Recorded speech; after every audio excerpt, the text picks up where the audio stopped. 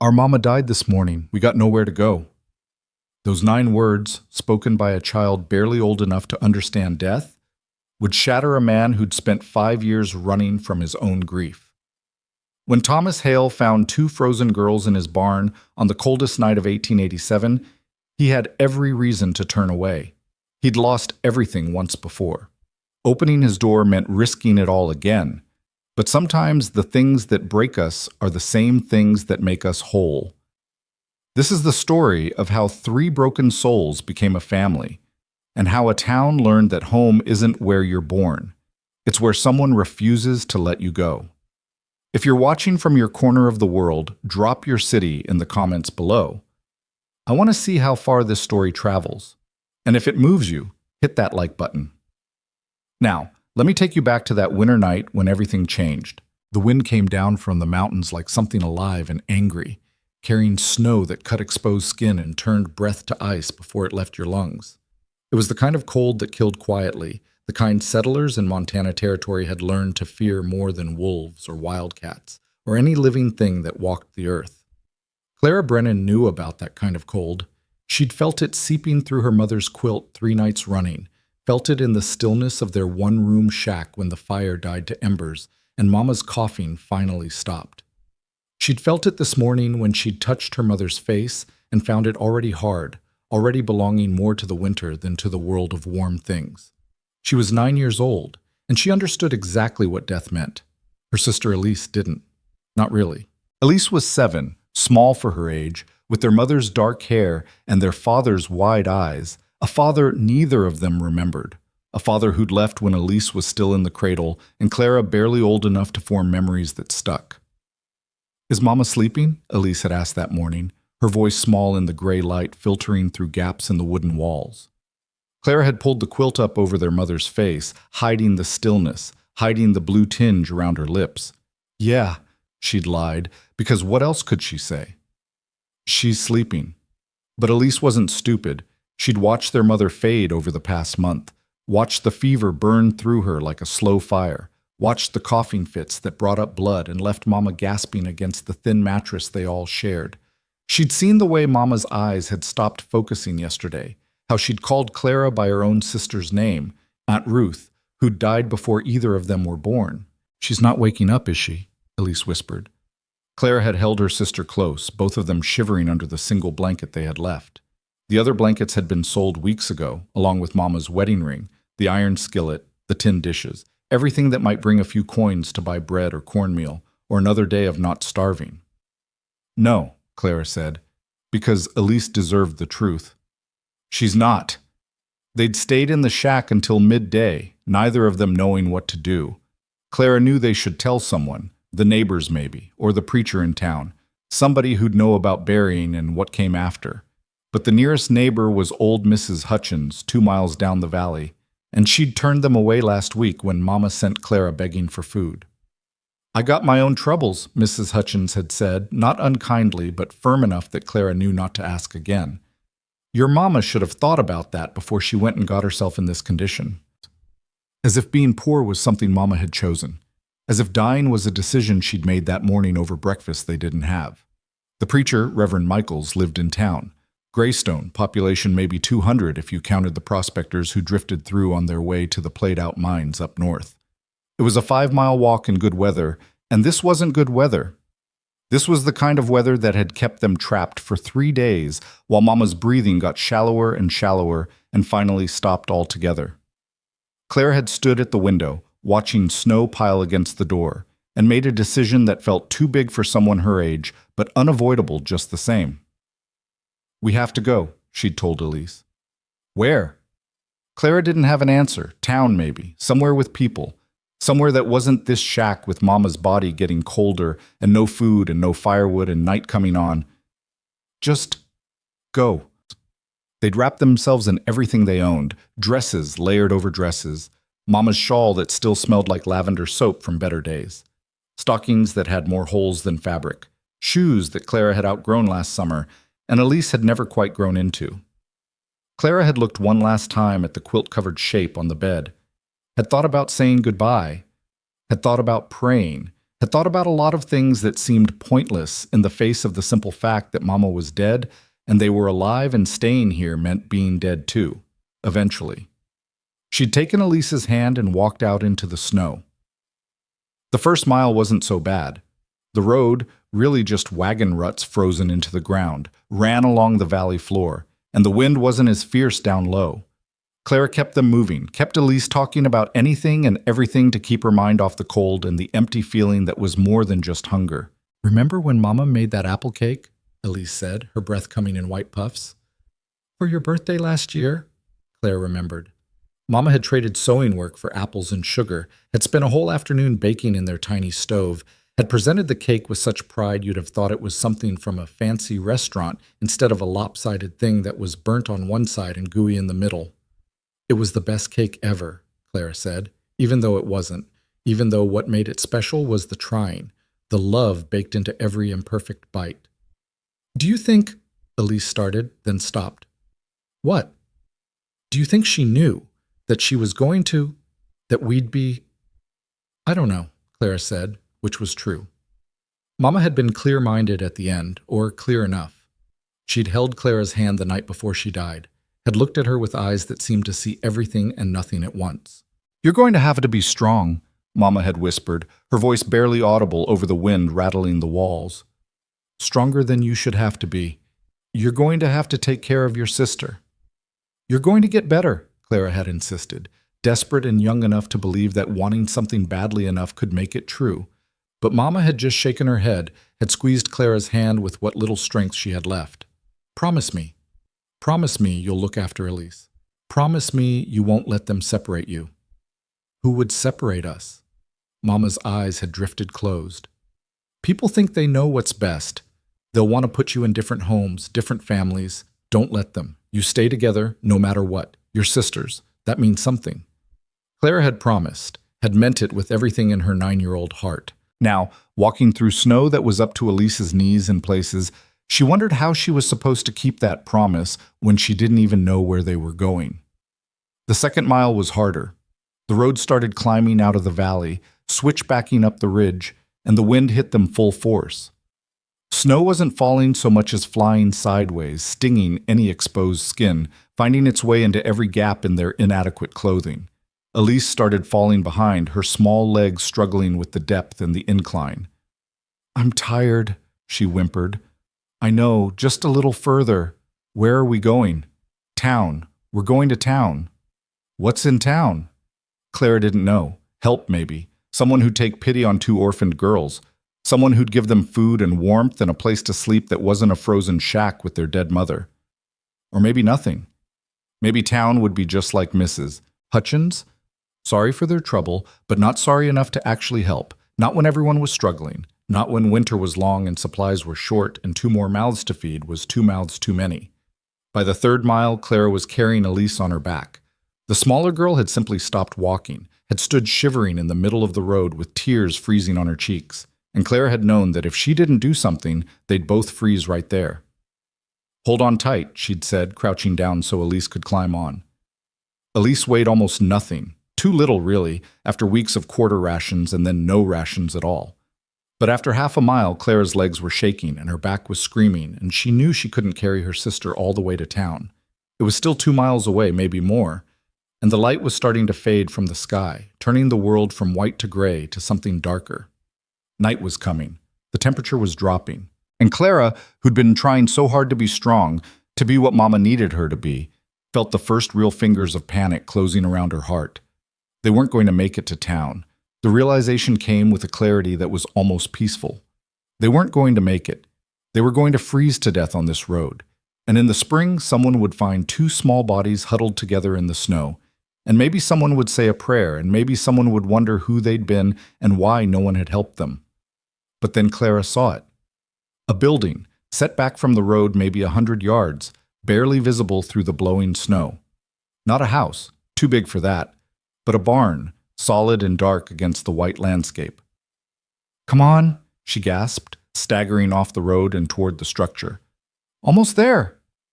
"Where?" Elise mumbled against her shoulder. "Somewhere warm, somewhere safe." It was a lie, or at least an exaggeration. A barn wasn't warm, not really, not in this weather, but it was shelter from the wind, and shelter was more than they had now. The barn door was closed but not locked.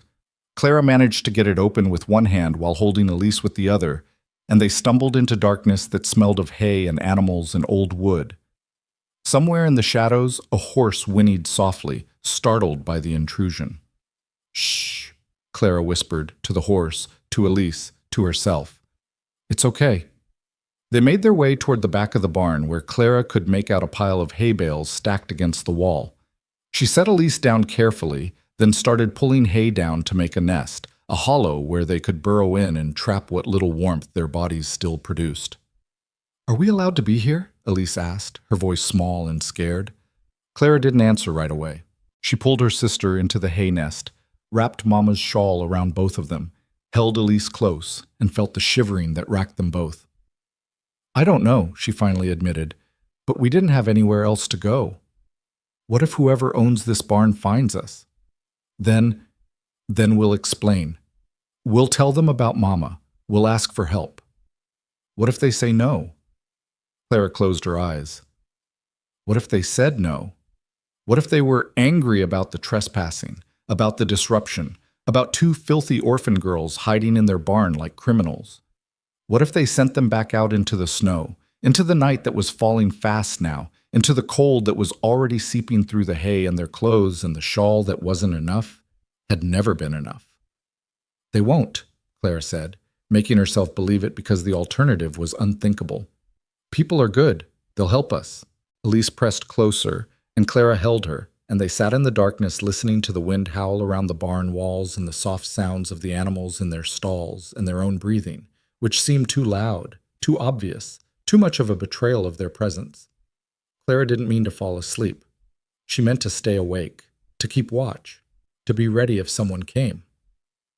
But exhaustion was its own kind of enemy, harder to fight than cold or hunger or fear, and at some point, despite everything, her eyes closed, and she drifted into a sleep that was more like drowning than rest. She dreamed of Mama, not sick Mama, not dying Mama, but Mama from before, from when Papa was still around and they'd had a real house in a real town, and life had been normal in all the ways that mattered.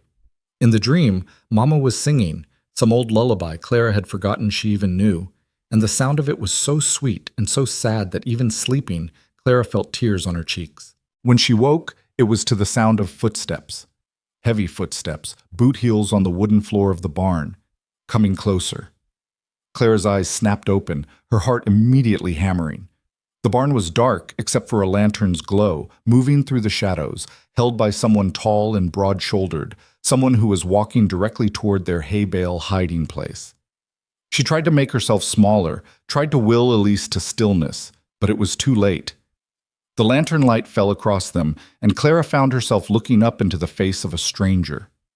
He was old, or at least he seemed old to Clara's 9-year-old eyes, though he was probably only in his 30s, maybe 40 at most. His face was weathered and hard, with lines around the eyes and mouth that spoke of hard living and harder thoughts. He wore a heavy coat and a hat pulled low, and he was staring down at them with an expression Clara couldn't read. Not angry exactly, but not welcoming either, just flat, empty. "Who are you?" he asked, his voice rough and low. Clara struggled to her feet, putting herself between the man and Elise, who was still mostly asleep. "I'm sorry," she said quickly, the words tumbling out. "I'm sorry, we didn't mean to trespass. We needed somewhere to get out of the cold, and we didn't think—" "I asked who you are, not why you're here." Clara swallowed hard. "I'm Clara Brennan. This is my sister, Elise. We're from down the valley, the shack near Willow Creek."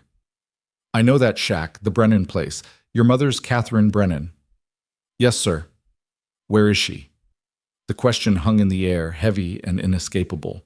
Clara felt Elise stirring behind her, felt her sister's small hand grabbing the back of her dress, holding on. "She's—" Clara's voice cracked. She tried again. "Our mama died this morning. We got nowhere to go." The man didn't react, didn't express sympathy or shock or anything at all. He just stood there, holding the lantern, looking at them with those flat, empty eyes. "You got family?" he finally asked. "No, sir." "Friends?" Someone who'd take you in? No, sir. Town's that way, he said, jerking his head toward the direction they'd been traveling. About 4 miles. There's a preacher, Reverend named Michaels. He'll know what to do with you. Clara felt something break inside her chest. He was going to send them away, back out into the cold, into the night, 4 more miles to a town they might not reach before they froze. Please, she heard herself say, and she hated how small her voice sounded, how desperate. Please, we can't. It's too far, and it's too cold, and Elise, she's only 7. She can't. That's not my problem. The words were like a slap. Clara felt Elise start to cry behind her, quiet sobs that she tried to muffle against Clara's back. I understand, Clara said, even though she didn't, even though all she understood was that they were going to die and this man didn't care. I'm sorry we bothered you. We'll go. She turned to help Elise up, her hands shaking, her mind already trying to calculate if they had any chance at all, if maybe they could make it just a little further down the road before… Wait! Clara froze. The man was still standing there, but something had shifted in his expression. Not softness exactly, but something less hard, less certain. When did she die? Your mother? This morning, just after sunrise, I think. And you've been walking since then? Yes, sir. In this weather? We didn't know what else to do. He was quiet for a long moment, and in that silence, Clara heard the wind screaming around the barn, heard the tick of sleet against the walls, heard the sound of a storm that was only getting worse. Finally, the man sighed, a heavy sound, full of something that might have been resignation or regret or just exhaustion. Come on, he said, turning toward the barn door. Clara didn't move. Where? To the house. You can't stay out here all night. You'll freeze. But you said… I know what I said. He looked back at them, and in the lantern light, Clara thought she saw something in his eyes that hadn't been there before. Not kindness exactly, but maybe the memory of what kindness looked like. I'm saying something different now. You coming or not? Clara grabbed Elise's hand and followed. The house was small, just 3 rooms from what Clara could see. A main room with a fireplace and a table and not much else. A bedroom visible through a half-open door and what might have been a kitchen in the back. It was clean but sparse, the kind of place that spoke of someone living alone and not caring much about comfort or decoration. The man, he still hadn't told them his name, directed them toward the fireplace, where a fire was burning low. He added wood without speaking, building up the flames until heat started radiating into the room. Sit, he said, pointing to a bench near the hearth. They sat. Clara kept Elise close, kept Mama's shawl wrapped around both of them, even though the room was warming, kept her eyes on the man as he moved around the space. He brought them blankets, real blankets, thick and heavy, and nothing like the threadbare thing they'd been sharing. He brought them water in tin cups, and they drank it so fast it hurt going down their throats. When did you eat last? He asked. Clara had to think about it. Yesterday? The day before? Time had gotten strange in those last days with Mama, everything blurring together into one long stretch of cold and hunger and waiting. I don't remember, she finally admitted. The man went to the kitchen. Clara heard him moving around, heard the clink of dishes, the sound of something being cut. When he came back, he was carrying a plate with bread and cheese on it, not much, but more food than Clara had seen in weeks. Eat slowly, he said, setting the plate down on the bench between them. You make yourself sick eating too fast on an empty stomach. Clara wanted to devour everything, wanted to stuff the bread and cheese into her mouth until there was nothing left, but she forced herself to take small bites, made Elise do the same. The bread was slightly stale, the cheese hard, but it was the best thing Clara had ever tasted. The man watched them eat, then turned away and stood by the fire, staring into the flames. My name's Thomas, he said without looking at them. Thomas Hale. This is my place. The barn, the house, the land. About 200 acres, most of it worthless except for grazing. Clara swallowed a mouthful of bread. Thank you for helping us, Mr. Hale. I haven't decided if I'm helping you or not. The word should have been frightening, but Clara was too tired and too warm and too full of bread and cheese to be frightened. Yes, sir. Thomas turned to look at them. Tell me about your mother. So Clara did.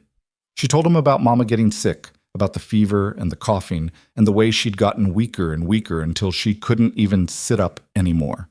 She told him about selling everything they had, about the neighbors who'd turned them away, about the morning she'd woken up and known, just known, that Mama wasn't coming back from wherever the sickness had taken her. She didn't cry while she told it. She'd cried enough. And crying hadn't changed anything, hadn't made Mama better or brought back Papa or put food on the table or stopped the cold from creeping in. Thomas listened without interrupting, his face impassive. When Clara finished, he was quiet for a while. "And your father?" he finally asked. "Gone. Left when Elise was a baby. Mama said he went looking for work and never came back." "He abandoned you or die?" Clara shrugged. "Mama never knew for sure. She thought maybe he died. She didn't want to think he'd just left us, but that's probably what happened." "Yes, sir." More silence. The fire crackled. Outside, the wind continued its assault on the little house, but inside, Clara felt warm for the first time in days, weeks, maybe. "You can stay tonight," Thomas said abruptly. "Both of you. I'll take you to town in the morning, to the preacher. He'll figure out what to do with you." "What will he do with us?" Elise asked, speaking for the first time since they'd entered the house. Thomas looked at her, and something softened very slightly in his expression. "Find you a family, probably. Someone to take you in." "Together?" Clara asked quickly, remembering Mama's words, her warning. "They'll keep us together?" "I don't know." Clara felt Elise's hand find hers under the blanket, felt her sister's fingers squeeze tight. "We have to stay together," Clara said. "We promised Mama." Sometimes promises can't be kept. This one has to be. Thomas turned back to the fire. "Get some sleep. Bedroom's through that door. You can take the bed." "I'll sleep out here." "We can sleep out here," Clara said quickly. "We don't want to take your bed." "I said take the bed." There was finality in his tone that didn't allow for argument. Clara stood, pulling Elise up with her, and they made their way to the bedroom. It was small and plain, just a bed, a dresser, and a window covered with a heavy curtain. But the bed was real, with a real mattress, and real pillows and sheets that smelled clean, and when they climbed into it, Elise made a small sound of pure relief. "Clara?" she whispered as they settled under the covers. "Yes? Is he going to help us?" Clara thought about Thomas Hale, about his flat eyes and hard voice, and the way he'd almost sent them back into the storm. But she also thought about the blankets he'd given them, the food, the warmth, the bed. "I don't know," she said honestly, "but at least we're safe tonight." "What about tomorrow?" "I don't know that either." Elise was quiet for a moment. Then, "I miss Mama." Clara pulled her sister close, felt tears she'd been holding back finally spill over. "Me too." "What's going to happen to us?" "I don't know," Clara whispered into the darkness. "I don't know." In the main room, Thomas Hale sat by the fire and stared into the flames. He'd meant what he said. He was taking the girls to town in the morning, turning them over to people who'd know what to do with orphans. It wasn't his problem. He didn't know these girls, didn't owe them anything beyond a night's shelter from the storm. But he couldn't stop thinking about the way the older one, Clara, had looked at him when he'd first found them in the barn. Not afraid exactly, though there'd been fear there too, more like resigned. Like she'd expected him to turn them away, had already accepted it, was just waiting for the inevitable. The same look his daughter had given him 5 years ago, in the moment before. Thomas cut the thought off hard, stood up, paced to the window. He didn't think about that. He'd spent 5 years not thinking about it, 5 years building walls around that particular memory, and he wasn't about to tear them down now for 2 stray girls who'd stumbled into his barn. They were going to town in the morning. End of story. But when he finally lay down on the bench near the fire, wrapped in a blanket that still smelled faintly of lavender from the last time Elizabeth had... No. He wasn't thinking about that either. When he finally slept, it was to dreams of small voices asking questions he didn't have answers for, and the sound of a storm that seemed like it would never end. Morning came with a silence that felt almost unnatural after the fury of the previous night's storm. Thomas woke to pale sunlight filtering through the window, his back aching from the bench he'd slept on, And for a moment, just a brief disorienting moment, he forgot about the girls in his bedroom. Then he heard it, the soft muffle of voices, young voices, trying to whisper but not quite managing it. Should we wake him? I don't know. Maybe he's already awake. What if he's angry we're still here? Thomas sat up slowly, running a hand over his face. His whole body felt stiff and old, though he was barely 40. The cold did that to a man, especially when he spent the night on a wooden bench instead of his own bed. He stood and walked to the bedroom door, which was slightly ajar. Through the gap, he could see the two girls sitting on the edge of the bed, still wearing their layered dresses from yesterday. Their hair tangled and their faces smudged with dirt they'd been too exhausted to wash off. Clara saw him first. She straightened immediately, her hand moving protectively to her sister's shoulder. "We're awake," she said unnecessarily. "We can leave whenever you're ready to take us to town." Thomas pushed the door open wider. "You eat breakfast first. We don't want to be any trouble." "Too late for that," he said, but without heat. "Come on." He made them porridge, plain oats cooked with water, nothing fancy, but he added a precious spoonful of honey to the pot and watched the way both girls' eyes widened when they tasted it. They ate slowly, as he'd instructed the night before, but he could see how difficult it was for them to hold back, how hunger made every bite an exercise in restraint. While they ate, Thomas prepared his horse and wagon for the trip to town. 4 miles in the snow wouldn't be pleasant, but the storm had passed and the roads would be passable. He'd drop the girls with Reverend Michaels, maybe give the man a few dollars to help with their immediate needs, and then he'd come back home and forget this had ever happened. That was the plan. But when he came back inside to collect them, he found Clara washing dishes at the basin, the bowls they'd eaten from, the pot he'd cooked in, even the tin cups from last night. She'd rolled up her sleeves and was scrubbing with a rag she must have found under the basin, her movements efficient and practiced. "You don't need to do that," Thomas said. Clara didn't stop. "Mama always said to clean up after yourself. Said it was the least you could do when someone shows you kindness." Elise was standing nearby, looking uncertain, clearly wanting to help but not sure how. When she saw Thomas, she took a small step backward. "I swept the bedroom floor," she offered quietly. "I found a broom by the door." Thomas looked from one girl to the other, and something uncomfortable shifted in his chest. They were trying to earn their keep, to make themselves useful, to be worth the trouble they'd caused. It reminded him of... He cut that thought off. "Finish up. We're leaving in 10 minutes.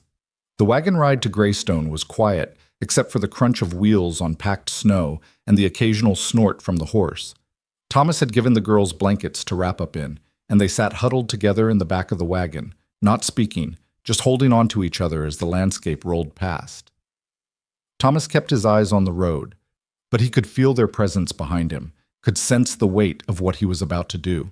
He was delivering them to an uncertain future, handing them off to a preacher who would be kind but ultimately practical, who would find them homes, if any could be found, or send them to an orphanage in Helena or Great Falls or some other distant place where they'd be separated and forgotten. It wasn't his problem. He had to keep reminding himself of that. Greystone appeared through the trees like a collection of buildings that had been dropped randomly into the valley with no particular plan or purpose.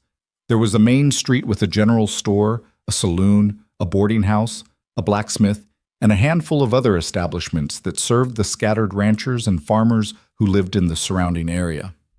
At the far end of the street stood the church, a small white building with a steeple that listed slightly to the left, as if the wind had been trying for years to knock it over and hadn't quite succeeded. Thomas pulled the wagon up in front of the church and climbed down. The girls didn't move. "Come on," he said. Clara climbed out first, then helped Elise down.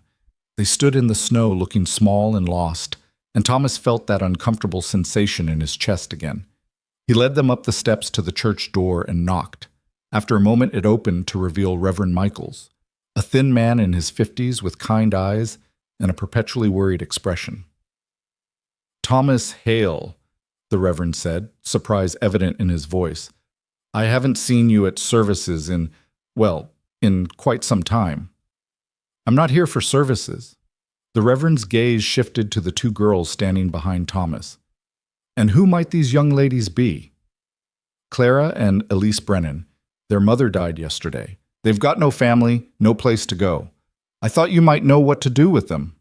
Reverend Michael's expression shifted immediately to concern. "Catherine Brennan?" she passed. "Yesterday morning, from what the girl says." Poor souls. The Reverend crouched down to the girl's level.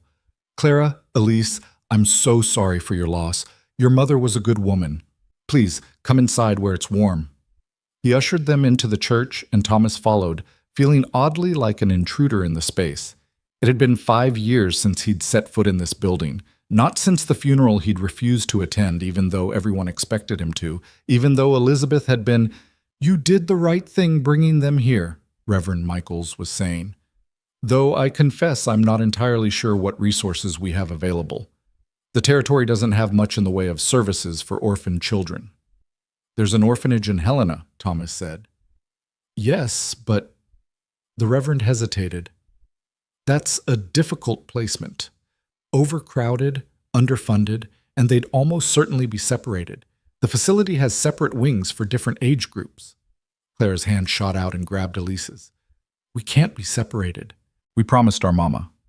"I understand, dear, but sometimes circumstances—" "No," Clara said, and there was steel in her voice that seemed too old for her years. "We stay together. That's not negotiable." Reverend Michaels looked helplessly at Thomas. "Perhaps there's a family in the area who might take them both? The Hendersons just lost their eldest daughter to consumption. They might welcome—" "The Hendersons can barely feed themselves," Thomas interrupted, "and they've still got 4 children at home." "What about the Pratts? They left for Oregon last month." "The Williamses, then?" Thomas shook his head. Every name the Reverend suggested, Thomas had a reason why it wouldn't work. Too poor, too many children already, too old, too sick, too unwilling to take on someone else's burden. He knew these families, knew their struggles, and he knew none of them were in a position to take in 2 orphaned girls just out of charity. The Reverend sighed heavily. "Then I'm afraid Helena might be our only option. I can write to them, arrange for transport." "They're not going to Helena," Thomas heard himself say. Everyone looked at him, the Reverend in surprise, Clara in desperate hope, Elise in confusion. "I'm sorry," Reverend Michaels said. Thomas wasn't sure what had made him speak. The words had come out before he'd fully thought them through, driven by something deeper than logic or reason. "I said they're not going to Helena. They'll stay with me." "Thomas, that's very generous, but surely you understand that a single man housing 2 young girls, the appearance of impropriety—" "To hell with appearances." The Reverend flinched at the profanity in his church. "Nevertheless, people will talk. There are expectations, standards of propriety that— Are you saying someone will talk more about me giving 2 orphans shelter than they would about sending those same orphans to an overcrowded orphanage where they'll be separated and forgotten? It's not about what I think. It's about what the community, Thomas said flatly, has done nothing for these girls. They've been starving for weeks from what I can tell, and not one person offered help, so I don't much care what the community thinks." Reverend Michaels opened his mouth, closed it, tried again. "How long are you proposing they stay with you?" Thomas hadn't thought that far ahead. He was operating on instinct now, on something that felt almost like anger, but was really more like recognition. The recognition that these girls had been abandoned by everyone who should have helped them, just like he'd been abandoned by everyone who should have understood that he couldn't, wouldn't, didn't know how to— "As long as they need to," he said. Clara was staring at him with an expression he couldn't quite read. Not gratitude, exactly. More like suspicion mixed with hope, as if she couldn't quite believe what she was hearing. "Mr. Hale," she said carefully, "you don't have to do this." "I know. We'll be okay. We can go to Helena. We'll figure something out." "I know you would," Thomas said, and meant it. This girl had walked 5 miles through a blizzard carrying her sister, had spent the night in a stranger's barn, had watched her mother die and kept moving forward. She was a survivor. "But you don't have to." Elise tugged on Clara's sleeve. "Does this mean we can stay? In the warm house?" Clara's eyes were still locked on Thomas, searching his face for something. "I don't know. Mr. Hale, why are you doing this?" It was a fair question. Thomas wished he had a good answer. "Because someone should," he finally said, "and nobody else is." Reverend Michaels cleared his throat. "If you're certain about this, Thomas, I won't stand in your way, but I do think we should establish some parameters. Perhaps I could check in weekly, ensure the girls are being properly cared for." "You do that," Thomas said. "Check in all you want, but they're coming home with me." Home. The word felt strange in his mouth. He hadn't thought of his ranch as home in years. It was just a place he lived, a place he worked, a place to exist until existence ended. But the girls needed a home, and he had a house, and somehow those two facts had collided into a decision that terrified him even as he committed to it. They left the church with Reverend Michaels still sputtering about propriety and weekly visits and what people would say. Thomas helped the girls back into the wagon, and as they pulled away from the church, Clara spoke quietly from the back. "Thank you." Thomas didn't respond. He didn't trust himself to speak, didn't trust the tangle of emotions that had taken up residence in his chest. Instead, he just clicked his tongue at the horse and headed for home. That first week was an exercise in awkwardness and adjustment. The girls moved through the house like ghosts, trying to be invisible, trying not to be a burden. They spoke in whispers when they spoke at all, cleaned up after themselves obsessively, and flinched at sudden movements or loud noises. Thomas gave them the bedroom and moved his things to the main room, sleeping on the bench with blankets and a pillow that did nothing to prevent the backache that became his constant companion. He showed them where everything was: the pump for water, the privy out back, the firewood stacked against the side of the house. He established a basic routine: breakfast at dawn, chores during the day, supper at dusk, bed when the light failed. He wasn't good with words, never had been, but he could provide structure. Structure was something. The girls adapted quickly. Clara proved to be frighteningly competent for a 9-year-old. She could cook basic meals, mend clothes, manage the household tasks that Thomas had been neglecting for years. She attacked everything with an intensity that seemed almost desperate, as if she was trying to prove her worth, to justify the space she and her sister occupied. Elise was quieter, more fragile. She cried sometimes at night. Thomas could hear her through the bedroom door, soft sobs that Clara would soothe with whispered words, and what sounded like the lullabies their mother must have sung. During the day, Elise shadowed her sister, helping where she could but mostly just trying to stay close, as if proximity to Clara was the only thing keeping her tethered to the world. Thomas tried to give them space while also maintaining a presence. He taught them how to feed the chickens, how to gather eggs without startling the hens, how to curry the horse and check his hooves for stones. He showed Clara how to work the stove properly so it didn't smoke up the house, showed Elise how to card wool from the small flock of sheep he kept. They were small lessons, practical things, but they filled the silence and gave everyone something to focus on besides the strangeness of their new arrangement. On the third day, Clara came to him while he was repairing a section of fence near the barn. "Mr. Hale?" He looked up from the post he was setting. "What is it?"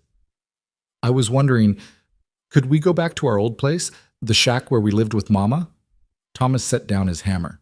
"Why?" "We left some things. Not much, but there's a photograph of Mama and Papa from before we were born, and Elise has a doll that Mama made her. I know it's not important, but it's important," Thomas cut in. "We'll go tomorrow." The relief on Clara's face was palpable. "Thank you." The next morning, they took the wagon down the valley to the shack Clara had described. Thomas knew the place by sight, a ramshackle structure that looked like it might collapse under the weight of the next good snow. He'd passed it dozens of times over the years and never given it much thought. Now, seeing it through the girl's eyes, he felt something close to anger. This was where they'd lived? This barely standing hovel with gaps in the walls and a roof that was more hole than shingle? Clara led them inside, and Thomas had to duck his head to get through the low doorway. The interior was even worse. One room, maybe 12 feet by 12, with a dirt floor and a makeshift stove cobbled together from scrap metal. There was the bed they'd mentioned, a thin mattress on a wooden frame, and a quilt that still covered the shape of Catherine Brennan's body. Clara pulled the quilt back slowly, and Thomas saw that the woman had already been prepared for burial by someone. Her hands folded across her chest, her eyes closed, her face peaceful despite the hardship that had marked her final days. The cold had preserved her, turning the tiny shack into a temporary tomb. Mrs. Hutchins must have come, Clara said quietly. She wouldn't help while Mama was alive, but I guess she couldn't just leave her like this. Elise wouldn't look at the bed. She'd gone straight to a corner where a small cloth doll lay on the floor, snatching it up and clutching it to her chest. We should bury her properly, Thomas said. Clara shook her head. The ground's too frozen. We tried to dig before we left, but we couldn't break through. I've got tools. We'll manage. It took the better part of the day. Thomas dug while the girls gathered what few possessions they wanted to keep. The photograph Clara had mentioned, the doll, a few pieces of clothing that weren't completely worn through, a small wooden box that contained what looked like letters. When the grave was finally deep enough, Thomas wrapped Catherine Brennan in the quilt and lowered her as gently as he could into the frozen earth. Clara and Elise stood at the graveside holding hands. Neither of them cried, which somehow made it worse. Should we say something? Elise asked. Clara looked at Thomas. He shook his head. I'm not good with words. If you want to say something, you say it. Clara was quiet for a long moment, then, Mama, we're okay. We found somewhere safe, somewhere warm. You don't have to worry about us anymore. We'll take care of each other like you asked. We'll stay together, we promise. It wasn't eloquent, but it was honest. Thomas filled in the grave while the girls watched, and when he was done, Clara placed a smooth stone at the head as a marker. It wasn't much, but it was more than Catherine Brennan would have gotten otherwise. They rode back to the ranch in silence, and that night at supper, Clara spoke for the first time about their mother's final days. She was scared, Clara said, pushing food around her plate. Mama, I mean. At the end. She tried to hide it from us, but I could tell. Thomas didn't know what to say to that, so he said nothing. She kept apologizing.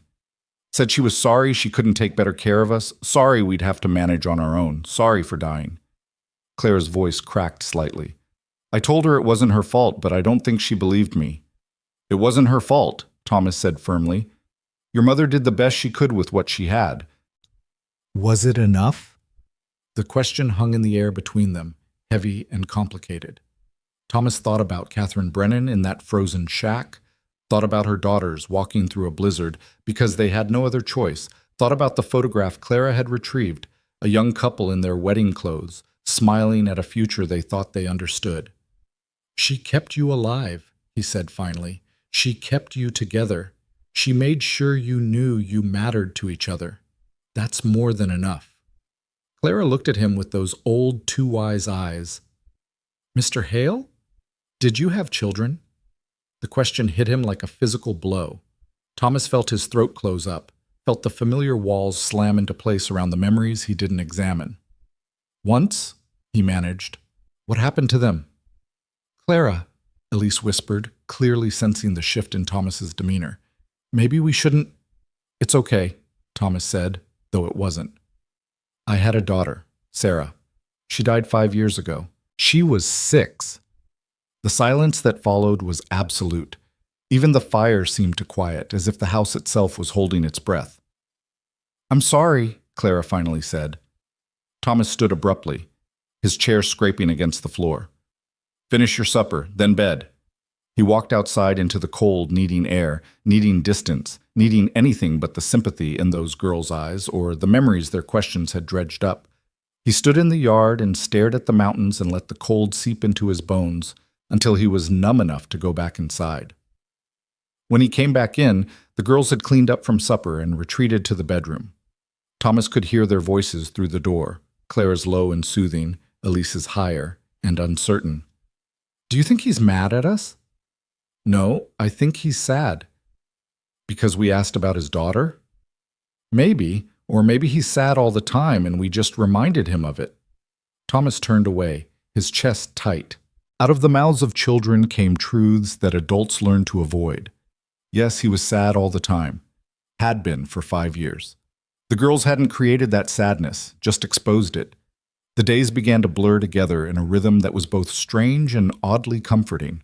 Thomas found himself adjusting to the presence of the girls in ways that surprised him. He bought fabric in town so Clara could make them new dresses. He showed them how to set snares for rabbits and check them without getting caught themselves. He taught Elise the names of the constellations on clear nights when the sky was sharp with stars. Small things, quiet things, but they added up to something that resembled life instead of mere existence. Reverend Michaels made his weekly visits, always with a concerned expression and questions about sleeping arrangements and proper supervision. Thomas answered curtly and truthfully. The girls had the bedroom, he had the main room, they were fed and clothed and warm, and if that wasn't proper enough for the good Reverend, he was welcome to take it up with someone who cared.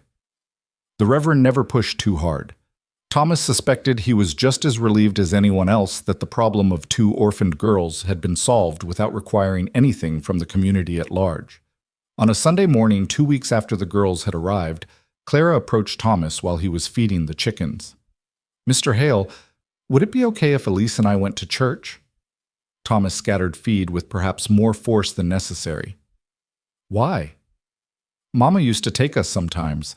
I thought it might be nice. To do something normal." Normal. The word echoed in Thomas's head. These girls wanted normal when their entire world had been upended, when they'd lost everything and everyone and were living with a stranger who barely spoke to them. "I don't go to church," he said. "I know. But we could go by ourselves. It's not far, and the Reverend would walk us back." Thomas wanted to say no. The thought of people seeing the girls, asking questions, making judgments about his fitness as a guardian, it made his skin crawl. But he looked at Clara's hopeful face and realized he was being selfish. "Fine, but you stay together and you come straight back after." That Sunday, and every Sunday after, the girls walked to church while Thomas stayed home and found work to occupy his hands and tried not to think about the last time he'd sat in a pew, the last time he'd believed in anything beyond the simple fact that life was hard and then you died, and nothing you did really mattered. It was after one of these Sunday services that things began to shift in a way Thomas hadn't anticipated. The girls came home later than usual, and Clara's face was flushed with something that looked like anger. Elise was crying quietly, and when Thomas asked what happened, Clara's expression hardened. "Some of the women at church were talking. They didn't think we could hear them, but we could." "What were they saying?" "That it wasn't right, us living here with you, that you were a bitter old hermit who didn't know anything about raising children, that we'd end up wild and godless and unmarriageable."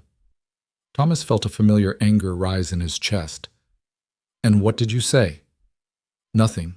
Mama always said not to talk back to your elders, even when they're wrong." Clara paused. "But Mr. Hale? They are wrong. You've been kinder to us than anyone else. You gave us a home when nobody else would. That's not godless. That's—" She struggled for words. "That's what people who actually believe in something are supposed to do."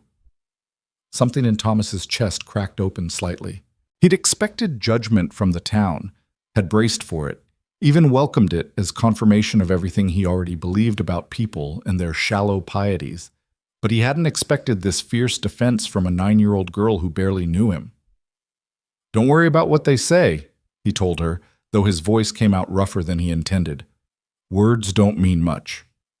But words can hurt. Only if you let them."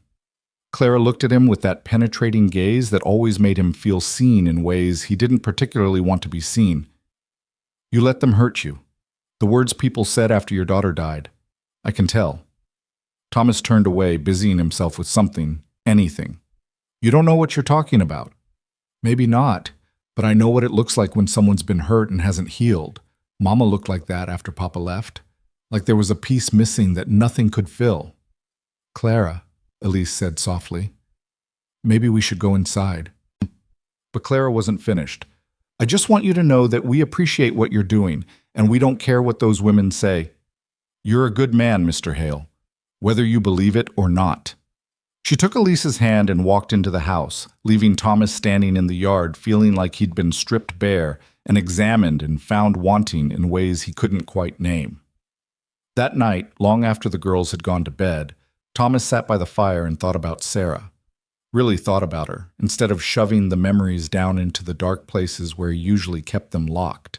He thought about her laugh, bright and infectious, her questions, endless and enthusiastic, the way she'd followed him around the ranch, trying to help with chores she was too small to do properly, but doing them anyway because she wanted to be like Papa. He thought about the day she'd gotten sick, the fever that came on fast and fierce, the way she'd looked at him with confused eyes, as if asking him to fix this, to make it better, to do what fathers were supposed to do. He thought about Elizabeth, his wife, Sarah's mother, holding their daughter as the light faded from her eyes. The sound she'd made that wasn't quite a scream, but wasn't quite anything else either, pure grief-given voice.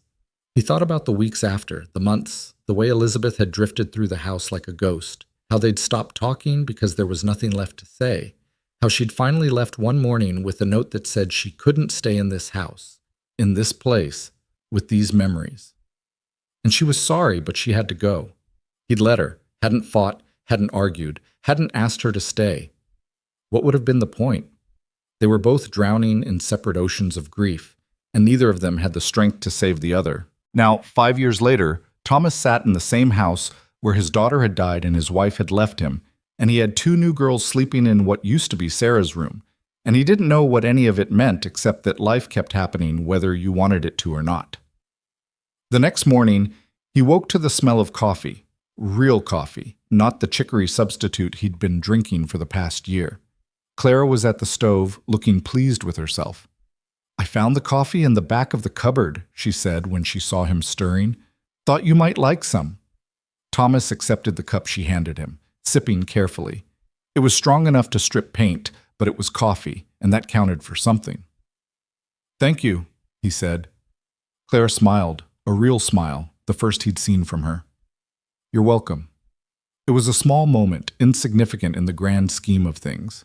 But as Thomas sat at his table drinking coffee made by an orphaned girl who was trying so hard to find her place in a world that had shown her nothing but cruelty, he felt something shift inside him. Not healing, exactly. Not yet.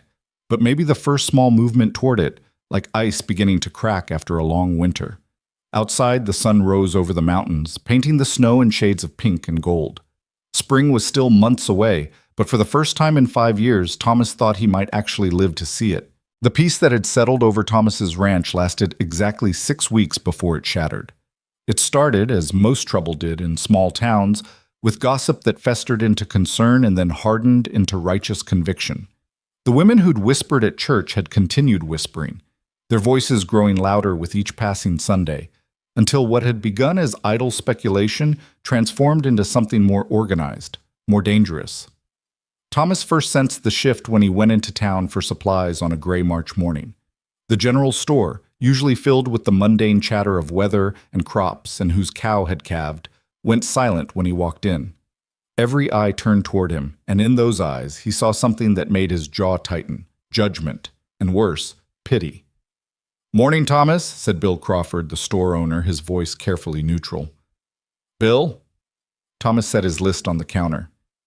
"Need these items when you have a chance."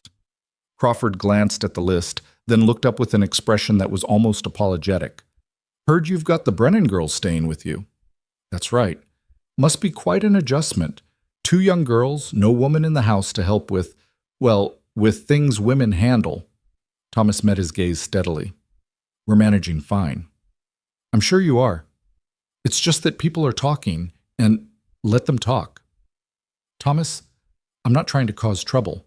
I'm just saying that maybe it would be better for everyone if there was some kind of official arrangement, someone to vouch for the propriety of the situation." "The Reverend checks in weekly. That official enough?" Crawford shifted uncomfortably.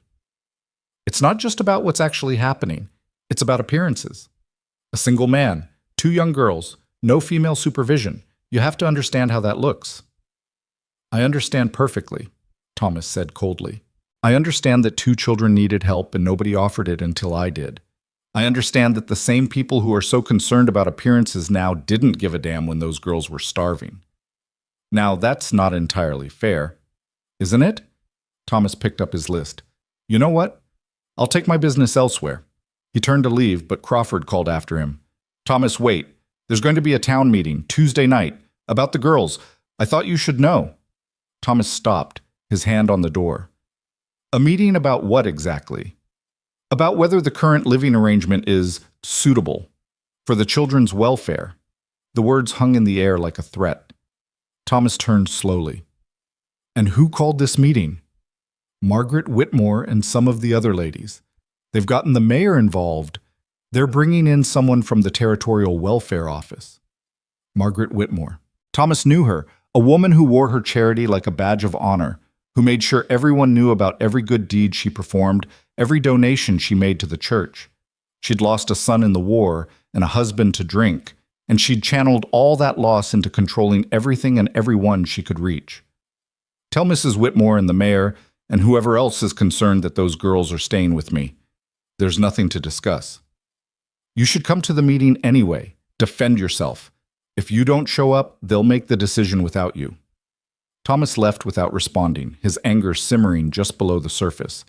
He rode home harder than he should have, pushing the horse faster than was wise on the muddy roads, driven by a fury that was as much about helplessness as it was about injustice. When he got back to the ranch, he found Clara and Elise in the yard. Clara teaching her sister how to tend the vegetable garden they'd started planning for spring. They looked up when they heard the wagon, and Clara's smile faded when she saw his expression. "What happened?" she asked, straightening. Thomas climbed down from the wagon, trying to school his features into something less obviously angry. "Nothing for you to worry about." But Clara was too perceptive for her own good. "Something happened in town, I can tell." "Clara," I said, "is it about us? Did someone say something about us living here?" Thomas looked at her, at this girl who'd already learned too young that the world was cruel and capricious, and he couldn't bring himself to lie. "There's going to be a meeting, Tuesday. Some people think they have a right to decide what's best for you." "What kind of meeting?" "The kind where busybodies stick their noses where they don't belong." Elise had gone very still, her hand clutching the small trowel she'd been using. "Are they going to make us leave?" "No," Thomas said firmly. "They're not." "But what if they try?" "Then they'll have to go through me." Clara studied his face for a long moment, then nodded slowly. "Okay, we trust you." The simple statement hit Thomas harder than any accusation could have. These girls trusted him. They'd placed their safety, their future, their very lives in his hands, and now the town was going to try to tear that away because it didn't fit their narrow definition of propriety. Tuesday came too quickly. Thomas left the girls with strict instructions to stay inside, to keep the doors locked, to not answer if anyone came calling. He rode into town as the sun was setting, the sky streaked with red and orange that looked like a warning. The meeting was held in the church, of course it was, and the building was more crowded than Thomas had seen it in years. Every pew was filled with townspeople who'd come to watch the spectacle, to have their say, to participate in the communal decision-making that small towns loved and Thomas despised. At the front of the church stood Margaret Whitmore, resplendent in black silk that probably cost more than most families earned in a month. Beside her was Mayor Ernest Dalton, a soft man who'd gotten elected mainly because nobody else wanted the job. And next to them, looking uncomfortable in his traveling clothes, was a thin man with spectacles and an officious air. Reverend Michaels stood to the side, his expression troubled. When he saw Thomas enter, he gave a small nod that might have been support or might have been sympathy. Thomas couldn't tell which.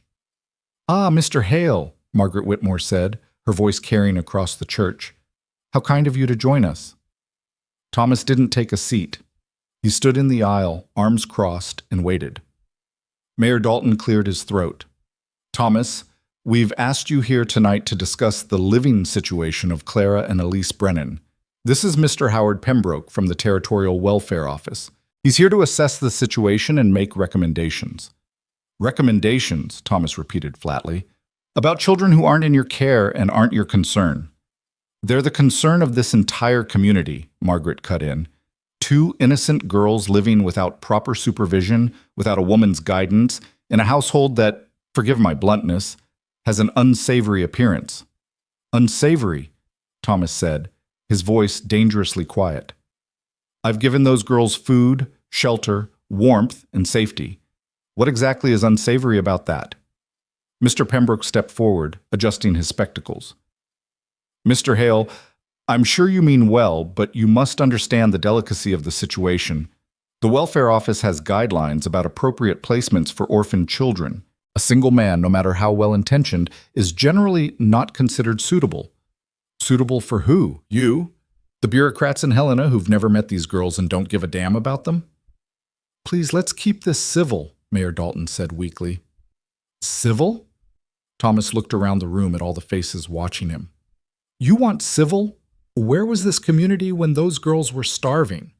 Where were all you concerned citizens when their mother was dying and they had no food, no heat, nowhere to turn? Silence. A few people had the decency to look away. Margaret lifted her chin. We didn't know the extent of their situation. You didn't want to know. That shack they lived in is 2 miles from the Hutchins place and 5 miles from here. People passed it all the time. You all knew Catherine Brennan was struggling, and not one of you offered help. That's hardly fair, Thomas, someone called from the back. We all have our own troubles. Exactly my point. When it was too much trouble to help, you all looked the other way. But now that someone else has solved the problem, suddenly you're all experts on what's best for children you couldn't be bothered to care about 6 weeks ago. Mr. Pembroke held up a hand. Mr. Hale, your defensiveness is understandable, but it doesn't address the fundamental issue. These girls need a proper home with proper supervision. The welfare office has several options. They have a home. A home with appropriate guardianship, preferably a married couple, or at minimum a woman who can provide the kind of care and guidance young girls require. And you have such a placement ready? Thomas challenged. Pembroke hesitated. Not immediately in this area, no, but there are facilities in Helena where they'll be separated. Not necessarily. Don't lie to me.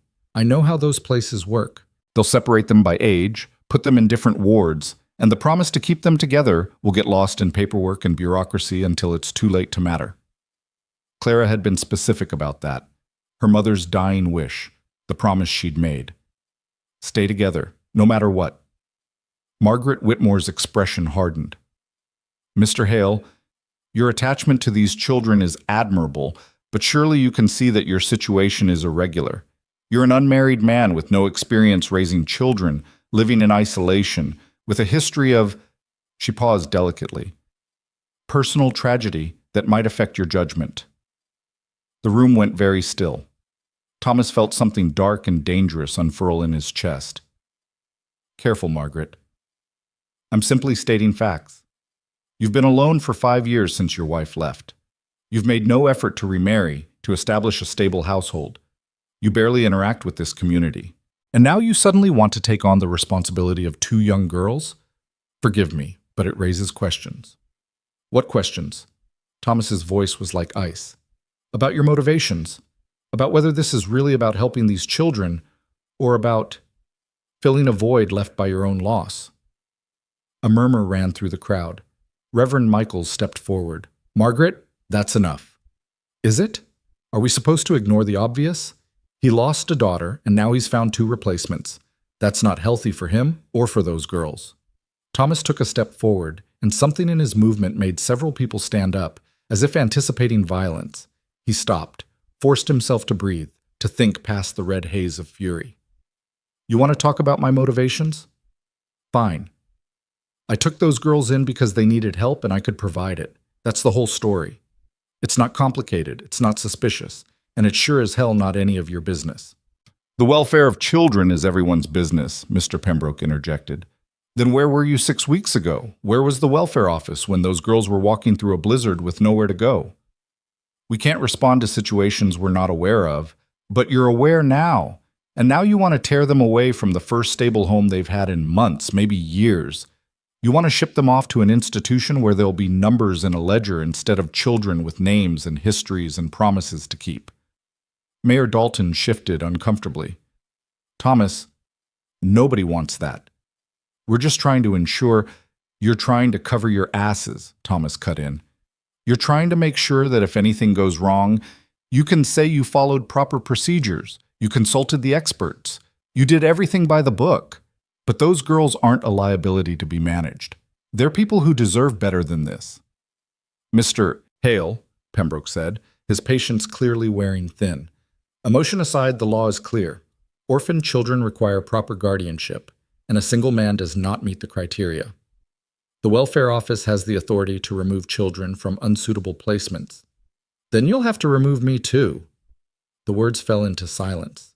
Thomas could see the confusion on faces, the uncertainty about what he meant. I don't understand, Pembroke said slowly.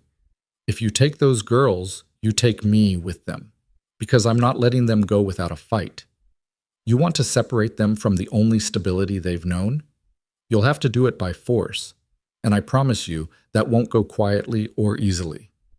Margaret's eyes widened. Are you threatening violence? I'm stating facts, same as you were. Thomas looked around the room, meeting eyes, daring anyone to challenge him. Those girls came to me with nothing. No family, no home, no hope. I gave them shelter. I gave them food and warmth and a place to belong. And now you want to take that away because it doesn't fit your definition of proper? It's not about definitions, Pembroke said. It's about protecting children. From what? From a man who's kept them safe? From a home where they're fed and clothed and cared for? Or from the judgment of people who care more about appearances than actual welfare? The appearance matters, Margaret insisted. What example does this set? What message does it send when we allow such irregular arrangements? The message it sends, came a new voice from the back of the church, is that people matter more than rules. Everyone turned. Standing in the doorway was Eleanor Brooks, a woman Thomas knew by sight but had never spoken to. She was in her 50s, a widow who lived alone on a small property north of town, someone who kept to herself and showed up to community events with the same reluctant regularity as Thomas showed up to nothing at all. She walked down the aisle now, with her shoulders back, her gaze steady, and when she reached the front of the church, she turned to face the crowd. I know most of you don't know me well, Eleanor said. I'm not part of your quilting circles or your charity committees. I don't attend every church service or socialize at every town function, but I've lived here for 30 years and I've watched this community for long enough to know when we're about to make a terrible mistake. Mrs. Brooks, Mayor Dalton said uncertainly, this doesn't really it concerns all of us. Because what we're really discussing here isn't child welfare. It's control. It's the comfort of knowing that everything fits into neat little boxes and nobody does anything that makes us uncomfortable or challenges our assumptions about how things should be. Margaret's face flushed. That's absurd. We're simply following established guidelines. Guidelines written by people who've never had to make the choice between following rules and doing what's right. Eleanor turned to Mr. Pembroke. You say Thomas Hale isn't suitable because he's a single man, but I haven't heard anyone question whether he's fed those girls, clothed them, kept them safe, given them a home. Has anyone actually checked on their welfare? Or are we all just assuming that because the situation doesn't look right, it must not be right? Reverend Michaels cleared his throat. I've been visiting weekly, as requested. The girls are well cared for. They're healthy, properly dressed, and clearly comfortable in Mr. Hale's home. But comfort isn't the only consideration, Pembroke argued. There are developmental needs, educational requirements, social integration, all of which can be addressed without tearing these children away from a stable home, Eleanor interrupted. Here's what I propose. I'll move into Thomas Hale's household as a live-in housekeeper and chaperone. That satisfies your need for female supervision and propriety. The girls stay together, stay in a home where they're wanted, and this community can rest easy knowing everything looks proper. The church erupted in murmurs. Thomas stared at Eleanor Brooks, completely blindsided. Mrs. Brooks, he said slowly, you don't have to. I know I don't have to. I'm choosing to. Same as you chose to help those girls when nobody else would. She looked at him directly. Unless you're opposed to the idea? Thomas's mind raced. Having someone else in his house, in his space, disrupting the careful solitude he'd maintained for 5 years. Every instinct told him to refuse. But he looked at Eleanor's steady gaze and saw something he recognized. Determination born of knowing what it felt like to be judged and found wanting by people who didn't understand. I'm not opposed, he said quietly. Margaret sputtered. This is highly irregular. More irregular than shipping 2 children off to an overcrowded institution? Eleanor countered. More irregular than separating siblings who've already lost everything? I don't think so. Mr. Pembroke removed his spectacles, cleaned them, replaced them. Mrs. Brooks, I appreciate your offer, but this isn't a decision to be made lightly. You'd be taking on significant responsibility. I'm well aware. I've raised 3 children of my own and buried 2 of them. I know what responsibility looks like. Her voice softened slightly. I know what loss looks like too. And I know that sometimes the right thing to do doesn't come in a neat package with a bow on top. The territorial agent looked at the mayor, who looked at Margaret, who looked like she'd swallowed something sour. The silence stretched long enough to be uncomfortable. Finally, Pembroke sighed. If Mrs. Brooks is willing to provide supervision, and if Reverend Michaels continues his weekly visits, and if the girls show no signs of distress or neglect, then I suppose the welfare office could approve this arrangement on a provisional basis. Provisional? Thomas demanded. For 6 months, after which we'll reassess the situation and determine if permanent guardianship can be established. It wasn't ideal, but it was better than the alternative. Thomas looked at Eleanor, who gave him a slight nod. Fine, he said. 6 months. Margaret wasn't ready to concede. This is a mistake. You're all going to regret this when what, Margaret? Eleanor turned to face her. When those girls grow up healthy and happy because someone actually cared about them instead of about propriety? When they have a chance at a real life instead of being warehoused in an institution? Tell me, what exactly are we supposed to regret? Margaret had no answer. She gathered her skirts and swept out of the church, several of her supporters following. The remaining townspeople began to disperse, most looking uncomfortable, some looking approving, all of them clearly ready for the spectacle to be over. Mr. Pembroke approached Thomas and Eleanor. I'll need to file paperwork with the territorial office. You should expect an official visit in the next few weeks to document the living situation. Fine, Thomas said curtly. The agent left, and then it was just Thomas, Eleanor, and Reverend Michaels standing in the empty church. That was quite something, the Reverend said quietly. Mrs. Brooks, your offer was very generous. It was necessary, Eleanor corrected. I won't stand by and watch this community destroy something good just because it makes them uncomfortable. Thomas found his voice. Why? You don't know me. You don't owe me or those girls anything. Eleanor's expression softened. I know what it's like to be on the outside. My husband drank himself to death, and half this town acted like it was my fault for not being a good enough wife. When my children got sick, scarlet fever, people whispered that it was punishment for my failures. I learned quickly that this community's compassion has limits, and those limits are defined by conformity. I'm sorry, Thomas said, inadequate but sincere. Don't be sorry. Just let me help. I have a small house that I rent out for income, so I can afford to do this. And honestly, she smiled slightly. I'm tired of living alone with nothing but my thoughts for company. Perhaps we can all benefit from this arrangement. Thomas didn't know what to say. This woman had just upended her entire life to defend 2 children she'd never met and a man she barely knew, all because it was the right thing to do. Thank you, he finally managed. Don't thank me yet. Wait until you see if you can tolerate having me underfoot. Eleanor straightened her shawl. I'll need a few days to arrange my affairs and pack my things. Shall we say Saturday? Saturday, Thomas agreed, still slightly dazed. Eleanor left, and Thomas was alone with the Reverend. You made an enemy tonight, Michaels said. Margaret Whitmore doesn't forget slights. I've had enemies before. Still, be careful. This isn't over. Thomas looked at the altar, at the cross hanging above it, at all the symbols of faith he'd long since abandoned. It never is. He rode home through the darkness, his thoughts churning. Everything had changed again, just when he'd started to find a rhythm. Now there would be Eleanor Brooks in his house, officials checking up on them, the constant scrutiny of a community that had already decided he was doing something wrong. When he got back to the ranch, he found both girls sitting on the porch despite the cold, wrapped in blankets, clearly waiting for him. Well? Claire asked as soon as he dismounted. Thomas climbed the porch steps and sat down beside them. He told them everything, the meeting, the arguments, Eleanor's offer, the provisional approval. When he finished, Claire was quiet for a long moment. Then, people really don't want us here. People don't know what they want. They just know they're uncomfortable with anything different. Are you uncomfortable? With us being here? Thomas looked at her, at Elise pressed against her sister's side, at these 2 small people who'd disrupted his careful solitude and forced him back into a world he'd tried to leave behind. Sometimes, he admitted, but not because of you, because I'm afraid of... He stopped, unsure how to explain. Of losing us? Elise asked quietly. The words hit him like a punch. Yes, that was exactly what he was afraid of.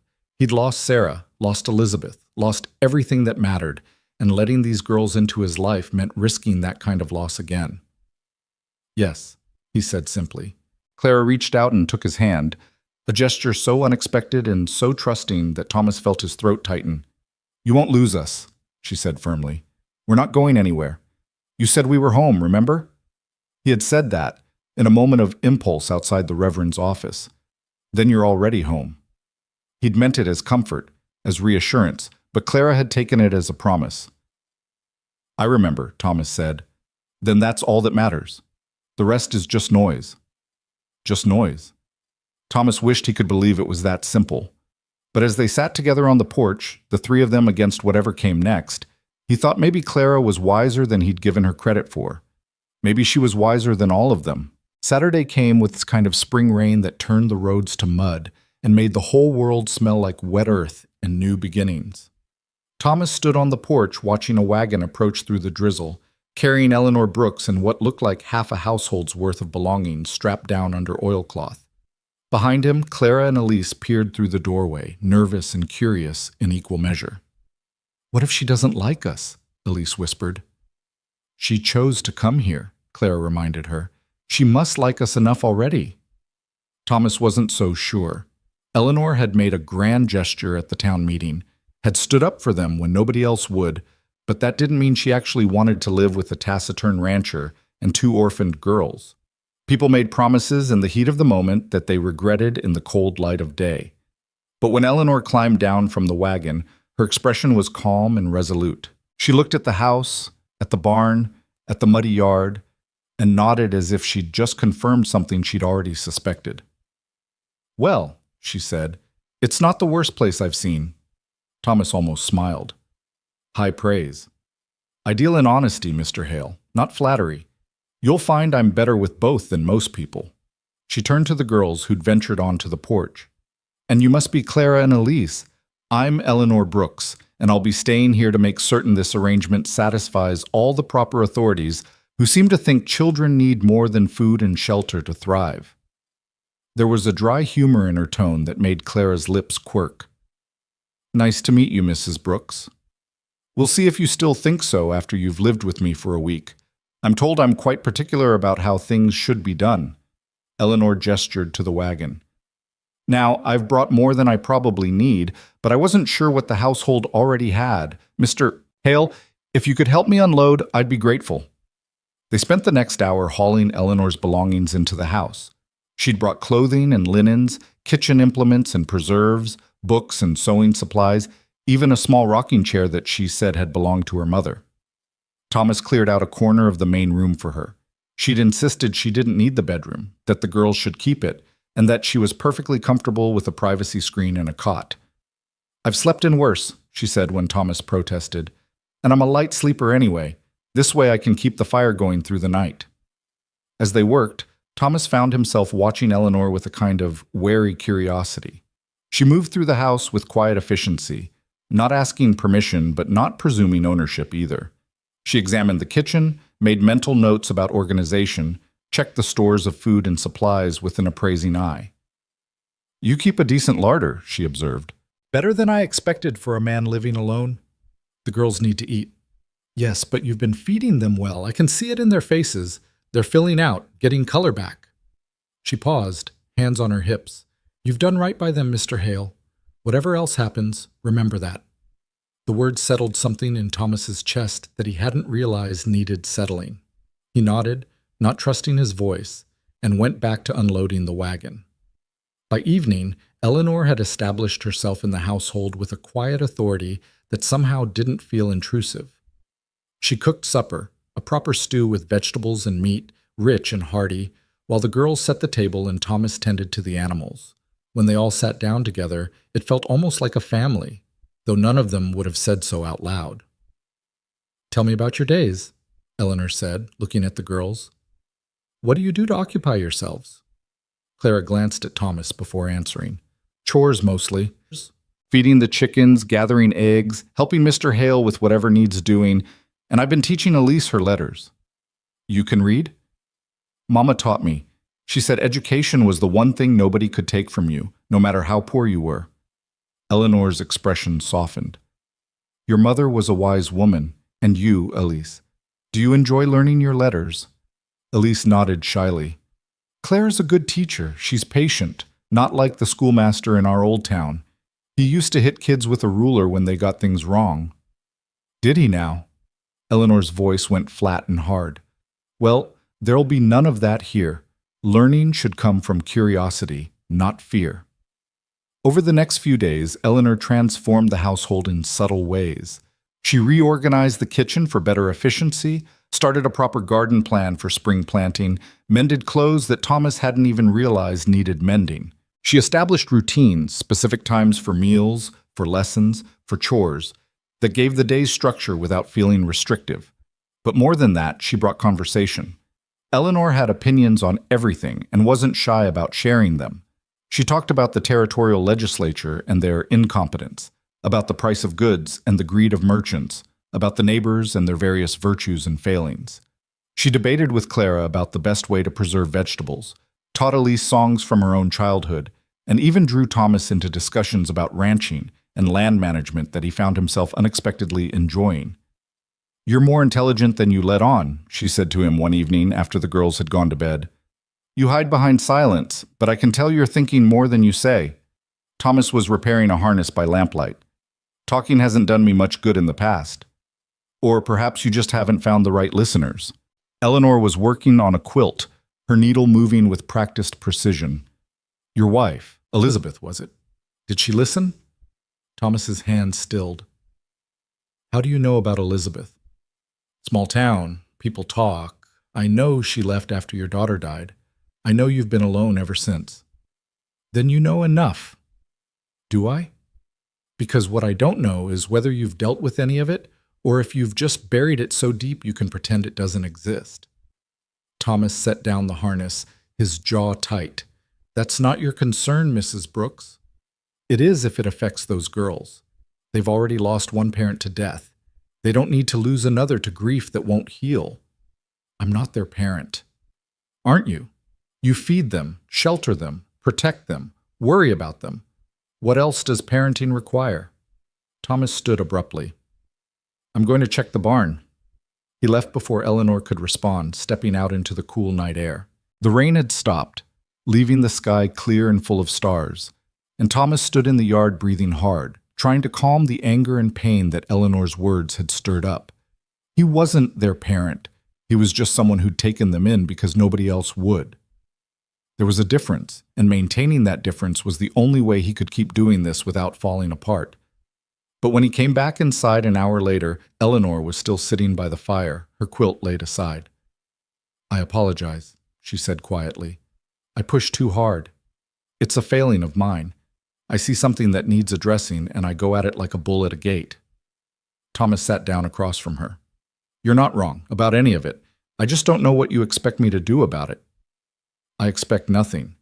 But I hope you might consider that healing doesn't mean forgetting. It means learning to carry the weight without letting it crush you. They sat in silence for a while, the fire crackling between them. Sarah was 6, Thomas finally said, bright and curious and full of life. She got sick so fast we didn't even have time to send for the doctor. One day she was fine, the next she was burning with fever, and 3 days later she was gone. Eleanor listened without interruption. Elizabeth blamed me. Or maybe she blamed herself and couldn't live with it, so she left. Either way, I lost both of them. Thomas stared into the fire. I told myself I was fine alone, that I didn't need anyone, didn't want anyone. And then these 2 girls showed up and ruined everything. Ruined it how? Made me care again. Made me feel again. Made me remember what it's like to worry about someone other than myself. And that's a bad thing?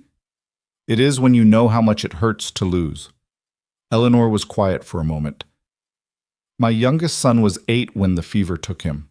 My daughter was 10. My husband drank himself into an early grave rather than face a world without them.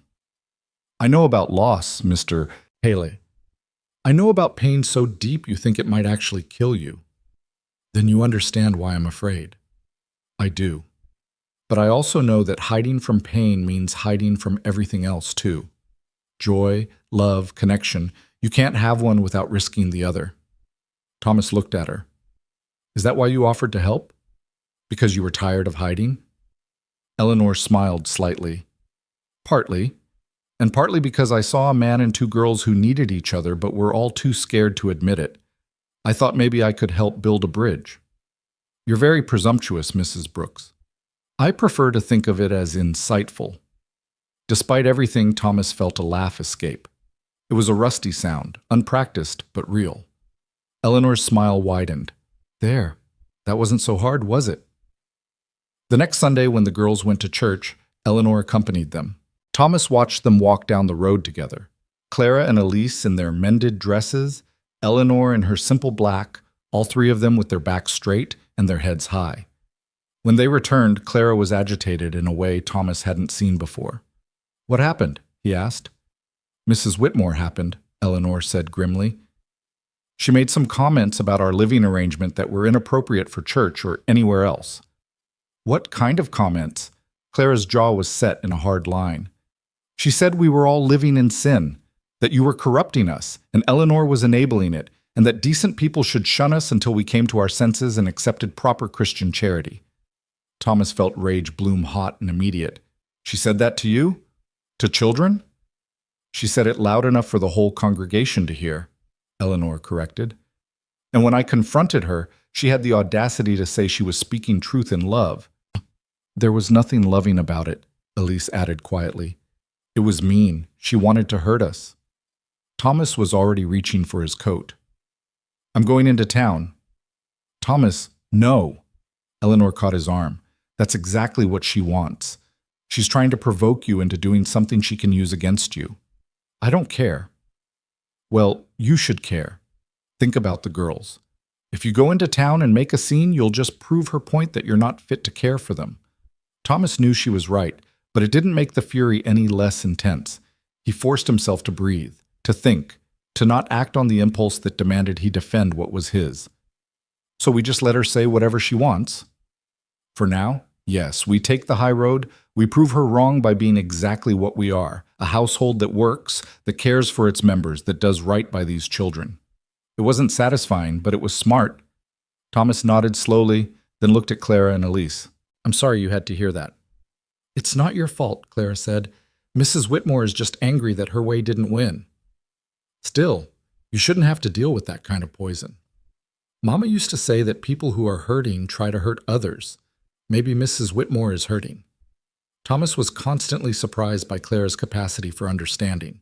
At 9 years old, she could see nuance that most adults missed. But Eleanor shook her head. Some people are just cruel, dear. Not because they're hurting, but because they enjoy the power it gives them. Margaret Whitmore is one of those people. The weeks that followed were tense. Margaret's comments had emboldened others who shared her views, and the girls came home from church each Sunday with new stories of whispered conversations and pointed looks. Some of the children they'd started to befriend were forbidden from playing with them. The shopkeepers in town remained polite but distant, and Thomas could feel the judgment in every transaction. But there were also small acts of support that came from unexpected places. Old Mrs. Hutchins, who'd turned them away when their mother was dying, showed up one day with a basket of preserves and a gruff apology. I was wrong, she said simply. Wrong not to help before, wrong to judge after. These are for the girls. Bill Crawford at the general store started slipping extra supplies into their orders, a bag of candy for the girls, a new wool blanket, small things he claimed were overstocked, though Thomas knew better. And Eleanor's presence made a difference. She was known in town, if not well-liked, then at least respected, and her endorsement carried weight. When Margaret tried to rally more support for her campaign against Thomas's household, Eleanor met her in the street and spoke loudly enough for everyone to hear. Margaret, I've been living with Mr. Hale and those girls for a month now. I've seen how he treats them with kindness and respect. I've seen how they're thriving under his care. So whatever narrative you're trying to spin, it doesn't match reality. You're blinded by what? By actually being there? By seeing the truth instead of inventing scandals? Eleanor's voice was sharp. You claim to care about children's welfare, but I think you care more about being right than about what's actually best for Clara and Elise." The confrontation became town legend. People took sides, and while Margaret still had her supporters, Eleanor's plain speaking had shifted the balance. The scrutiny didn't disappear, but it lessened. The pressure eased. Then the official visit came. Mr. Pembroke arrived on a Tuesday morning, unannounced, as was apparently his prerogative, with a leather satchel and an expression of professional skepticism. He interviewed each of them separately. Thomas in the barn, Eleanor in the kitchen, the girls in the bedroom. He examined the house, checked the food stores, reviewed the sleeping arrangements, made notes in a small book that he kept close to his chest. Thomas hated every minute of it. The invasion of privacy, the assumption that he needed to prove himself to bureaucrats who knew nothing about his life or his choices. But he answered every question, showed every corner of the house, and tried to keep his resentment from showing. When Pembroke finished with the girls, he called everyone together in the main room. "I've completed my assessment," he said, adjusting his spectacles. "The living conditions are adequate. The children appear healthy and well cared for. Mrs. Brooks's presence addresses previous concerns about propriety." Thomas waited for the other shoe to drop. "However," Pembroke continued, "there are still questions about the long-term viability of this arrangement. Mr. Haley, you have no legal relationship to these children, no adoption papers, no formal guardianship. What happens if you decide this is too difficult? What happens if Mrs. Brooks chooses to leave?" "I won't leave," Eleanor said firmly. "With respect, Mrs. Brooks, you can't guarantee that. Circumstances change, health fails, financial situations deteriorate." "Then we'll deal with those circumstances when and if they arise," Thomas said. "But I'm not abandoning these girls. Your intentions are admirable, but intentions aren't legally binding. I'm recommending to the territorial office that formal guardianship papers be drawn up and filed. It will give you legal standing and give these children security." Thomas hadn't considered that. Guardianship meant paperwork, meant officiality, meant committing in a way that went beyond just providing shelter. "What does that involve?" he asked. "Court proceedings, character witnesses, a more thorough background investigation. It's not simple, but it's necessary if you want to ensure these children can't be removed by future bureaucrats who might have different opinions than mine." Clara's hand found Thomas's. He looked down at her, at the trust in her eyes, and felt the weight of what was being asked. Legal guardianship, permanent responsibility, a formal declaration that these girls were his to raise, to protect, to provide for. It terrified him. It also felt inevitable. "Then let's start the process," he said. Pembroke nodded, making another note. "I'll file my report recommending approval. Expect to hear from the court within a few months." After he left, the house felt too quiet. Eleanor made tea, and they all sat around the table, not quite looking at each other. "Are you sure about this?" Eleanor asked Thomas. "Guardianship is permanent. It's not something you can change your mind about later." "I'm sure." "Well, even knowing what it means? The responsibility? The commitment?" Thomas looked at the girls. Clara met his eyes steadily, but Elise was chewing her lip, clearly worried. "What is it, Elise?" he asked gently. "What if you regret it? What if we're too much trouble and you wish you never met us?" The question broke something in Thomas's chest. He knelt down so he was at her level. "Listen to me, both of you. When you showed up in my barn that night, you scared the hell out of me. Not because of who you were, but because I'd spent 5 years making sure I didn't care about anyone. I thought if I didn't care, I couldn't hurt." He paused, choosing his words carefully. "But you made me care anyway. You reminded me that life isn't just about protecting yourself from pain. It's about finding things worth the risk of pain. And you're worth that risk." Clara's eyes were shining with unshed tears. "You really mean that?" "I really mean that. You're not going anywhere. You're home. I said it once, and I'll keep saying it until you believe it." Elise launched herself at him, wrapping her small arms around his neck. Thomas caught her automatically, holding her close while she cried into his shoulder. Clara joined them a moment later, and Thomas found himself at the center of a tangle of girls and emotions he'd sworn he'd never feel again. Over Clara's head, he saw Eleanor watching with tears on her own cheeks. She raised her teacup in a small salute, and Thomas understood what she was really saying. "You did it. You let yourself care. You chose love over fear."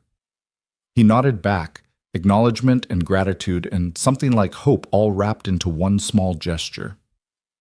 That night, after the girls had gone to bed, Thomas sat on the porch and thought about the journey that had brought them all here.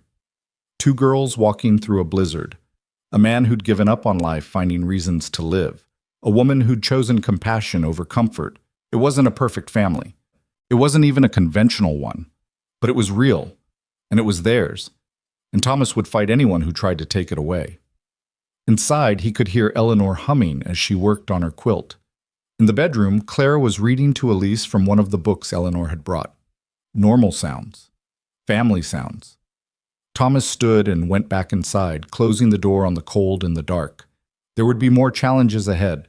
Margaret Whitmore wasn't done, and the court process would be difficult. But they'd face it together, this makeshift family built from necessity and stubbornness and unexpected grace. And that, Thomas thought, was more than enough. Spring arrived in earnest, transforming the Montana landscape from white and gray to every shade of green imaginable. The garden Eleanor and the girls had planted began to sprout, tiny shoots pushing through the dark soil with a determination that reminded Thomas of the girls themselves, fragile-looking but stronger than anyone expected. The court proceedings for guardianship had been set for late May, giving Thomas 2 months to prepare. Eleanor helped him gather the necessary documents, proof of property ownership, character references, financial records demonstrating he could support the girls. Reverend Michaels agreed to testify, as did Bill Crawford and several other townspeople who'd come around to supporting the arrangement. But Margaret Whitmore wasn't finished. She'd spent the winter building her own case, gathering her own witnesses, preparing her own arguments for why Thomas Hale was unfit to raise children. Thomas heard about it through the town grapevine, how Margaret had hired a lawyer from Helena, how she was planning to present evidence of his unsuitability, how she'd convinced several prominent families to support her position. "Let her try," Eleanor said when Thomas mentioned it. "We have truth on our side. That counts for something." "Does it?" "In a courtroom full of people who've already made up their minds. In a courtroom where the judge will see 2 healthy, happy children who clearly love the man who's taken care of them. Yes, it counts." Thomas wanted to believe her, but as the court date approached, his anxiety grew. He found himself watching the girls more closely, noticing little things, how Clara had started laughing more freely, how Elise no longer flinched at sudden movements, how they'd both begun to relax into the security of routine and consistency.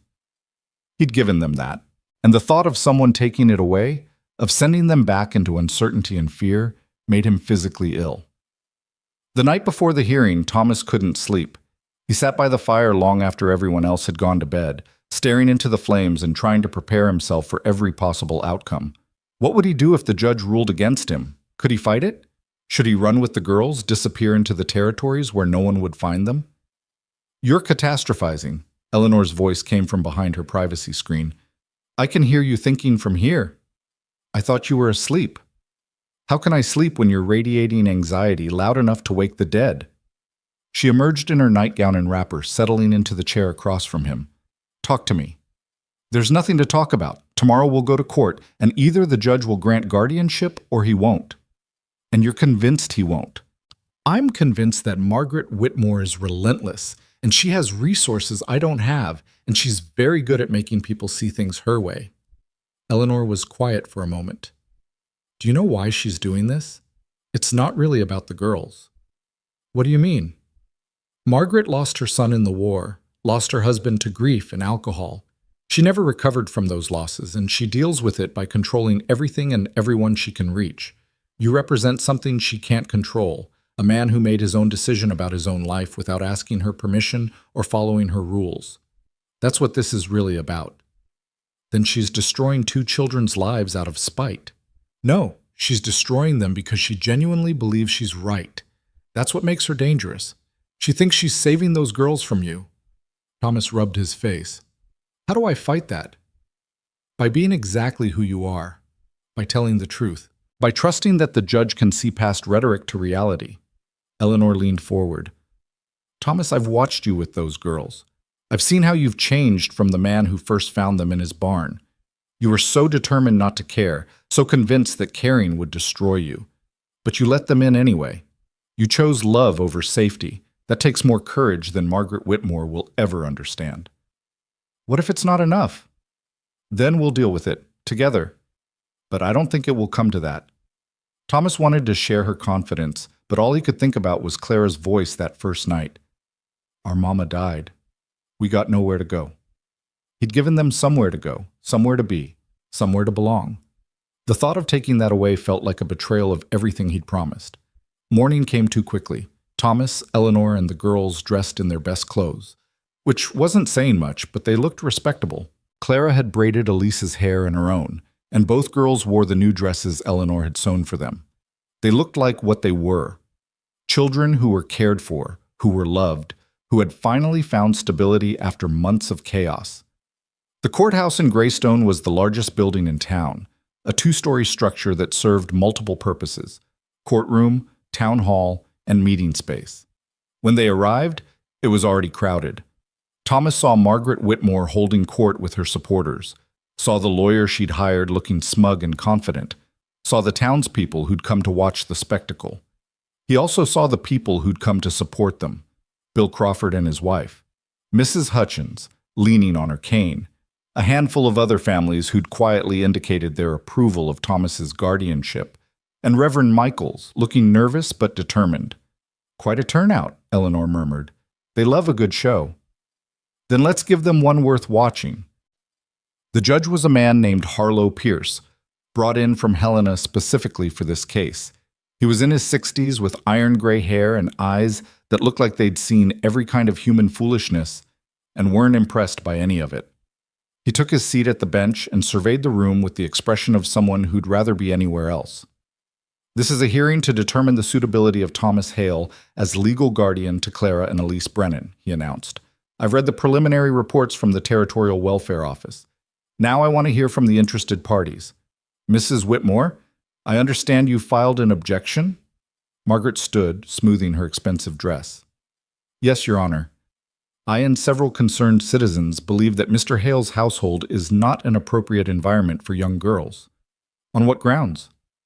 On the grounds that Mr. Hale is an unmarried man with no experience raising children, who has been living in isolation for years following a personal tragedy that calls his judgment into question.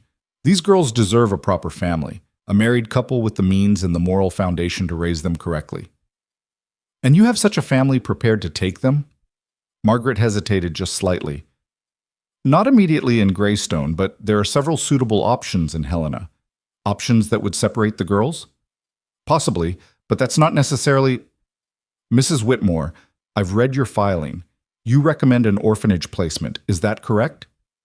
As a temporary measure until permanent families can be found, yes. Temporary? Judge Pierce repeated, his tone dry. In my experience, temporary placements in overcrowded institutions tend to become permanent, but we'll return to that. Mr. Hale, would you approach? Thomas stood, his heart pounding. He walked to the front of the courtroom, very aware of every eye on him. Tell me about the night you found these girls, the judge said. Thomas told the story. The storm, the barn, the two small figures huddled in the hay. Clara's flat statement about their mother's death. The decision he'd made to give them shelter, just for one night, that had turned into something more. Why didn't you take them to town immediately? The judge asked. It was late, the storm was getting worse, and they were exhausted. It seemed cruel to drag them another 4 miles through that weather. And after the storm passed? Thomas paused. I took them to Reverend Michaels, asked him what to do with them. He suggested the orphanage in Helena. I said they'd stay with me instead. Why? It was the question Thomas had been asking himself for months. Why had he made that choice? Why had he taken on responsibility he didn't want for children he didn't know? Because nobody else would, he said finally. Because I looked at those girls and saw what would happen if I didn't help them. They'd be separated, institutionalized, forgotten. And I couldn't let that happen. Even though you had no obligation to them? Obligation has nothing to do with it. It was just the right thing to do. Judge Pierce made a note. Mrs. Brooks, you're living in Mr. Hale's household now. Is that correct? Eleanor stood. Yes, Your Honor. I moved in 2 months ago to provide female supervision and address concerns about propriety. And what have you observed during that time? I've observed a man who feeds those girls 3 meals a day, who makes sure they're clothed and warm, who teaches them skills they'll need to survive. I've observed 2 children who were skeletal and terrified when they arrived, and who are now healthy and happy. I've observed a household that functions on respect and care rather than rules and fear. You sound like an advocate, Mrs. Brooks. I am an advocate. I'm advocating for common sense over bureaucracy, for reality over reputation, for what's actually good for these children rather than what looks good on paper. A murmur ran through the courtroom. Judge Pierce's expression didn't change, but Thomas thought he saw a flicker of approval in his eyes. Reverend Michaels, you've been making weekly visits. What's your assessment? The Reverend stood, looking uncomfortable with the attention. Your Honor, I was skeptical at first. I shared some of the concerns that Mrs. Whitmore has raised, but over the past 4 months, I've watched this household develop into something genuine. Mr. Hale may be unconventional, but he's providing exactly what those girls need: stability, safety, and someone who cares about their welfare. Have you observed anything inappropriate? Nothing whatsoever. The living arrangements are proper. The girls are well supervised, and there's genuine affection between them and Mr. Hale. Margaret's lawyer stood. Lawyer. Your Honor, affection isn't the issue. The issue is whether a single man, regardless of his intentions, can provide the kind of environment these girls need to develop into proper young women. Define proper, Judge Pierce said. The lawyer blinked. I'm sorry? You used the word proper twice in one sentence. I want to know what you mean by it. Well, proper moral guidance, proper feminine influence, proper preparation for their futures as wives and mothers. Mrs. Brooks provides feminine influence, the judge interrupted. The girls attend church regularly, which addresses moral guidance. As for preparation for future roles, that seems rather premature given that one is 9 and the other is 7. What else? The lawyer fumbled. It's about the overall environment, Your Honor, the appearance of the situation. I'm not interested in appearances. I'm interested in facts. Do these girls have adequate food, shelter, and clothing? Yes, but are they being educated? In a limited fashion, though there's no formal schooling. There's no formal school within reasonable distance, Eleanor interjected. I've been teaching them myself. Clara can read and write at a level well beyond her age, and Elise is learning quickly. Judge Pierce turned to his notes again. I'd like to speak with the girls. Clara and Elise, please approach. Thomas felt Clara's hand slip into his as she passed. She looked up at him with worried eyes, and he managed what he hoped was a reassuring nod. The girls stood before the bench, small and vulnerable but standing straight. Judge Pierce studied them for a long moment, then leaned forward. Clara, I understand you're 9 years old, is that correct? Yes, sir. Tell me about living with Mr. Hale. Clara glanced back at Thomas, then faced the judge squarely. He saved our lives. When our mama died, we had nowhere to go. We would have frozen if he hadn't taken us in. He's fed us and clothed us and given us a home. He's kind, even though he pretends not to be. He's teaching us how to take care of ourselves. And he's never once made us feel like we're a burden, even though I know we are. You're not a burden, Thomas said quietly. Judge Pierce held up a hand. Mr. Hale, please. Clara, why do you think you're a burden? Because we eat his food and take up his space and we can't pay him back. But he says we don't have to, that just being here is enough. Her voice wavered slightly. I don't want to leave. Neither does Elise. We're happy here. We're safe here. Isn't that what matters? It's certainly part of what matters. Elise, what about you? Are you happy living with Mr. Hale? Elise nodded vigorously. He's nice. He carved me a horse out of wood, and he lets me help feed the chickens, and he doesn't yell when I make mistakes. And Eleanor tells us stories, and Clara teaches me letters, and we have a real bed and enough to eat, and... She stopped, tears spilling over. Please don't make us leave, please. The courtroom had gone completely silent. Thomas watched tears on Clara's cheeks too, watched both girls trying to be brave while pleading for the only stability they'd known. Judge Pierce's expression softened almost imperceptibly. No one's making any decisions yet, child. I just need to understand the situation. Now, both of you return to your seats. The girls came back to Thomas, and he put an arm around each of them, not caring what it looked like or what anyone thought. They were trembling, and he was furious that they'd been put in this position, that they had to defend their own happiness to a room full of strangers. Margaret's lawyer called several witnesses, townspeople who testified to Thomas's reclusiveness, his grief-driven isolation, his general unfitness for society. They weren't malicious exactly, just convinced that their version of proper living was the only acceptable one. Then Margaret herself took the stand. "Mrs. Whitmore," the judge said, "you seem very invested in this case. Why?" "Because those girls deserve better than what they're getting. They deserve a real family, a proper upbringing, opportunities that an isolated ranch can't provide." "What opportunities specifically?" "Education, culture, social connections, marriage prospects." "They're 9 and 7, the judge interrupted. "Marriage prospects seem rather distant. But it's never too early to start preparing for—" "Mrs. Whitmore, I'm going to be frank with you. I've been doing this job for 20 years, and I've seen a lot of children in difficult situations.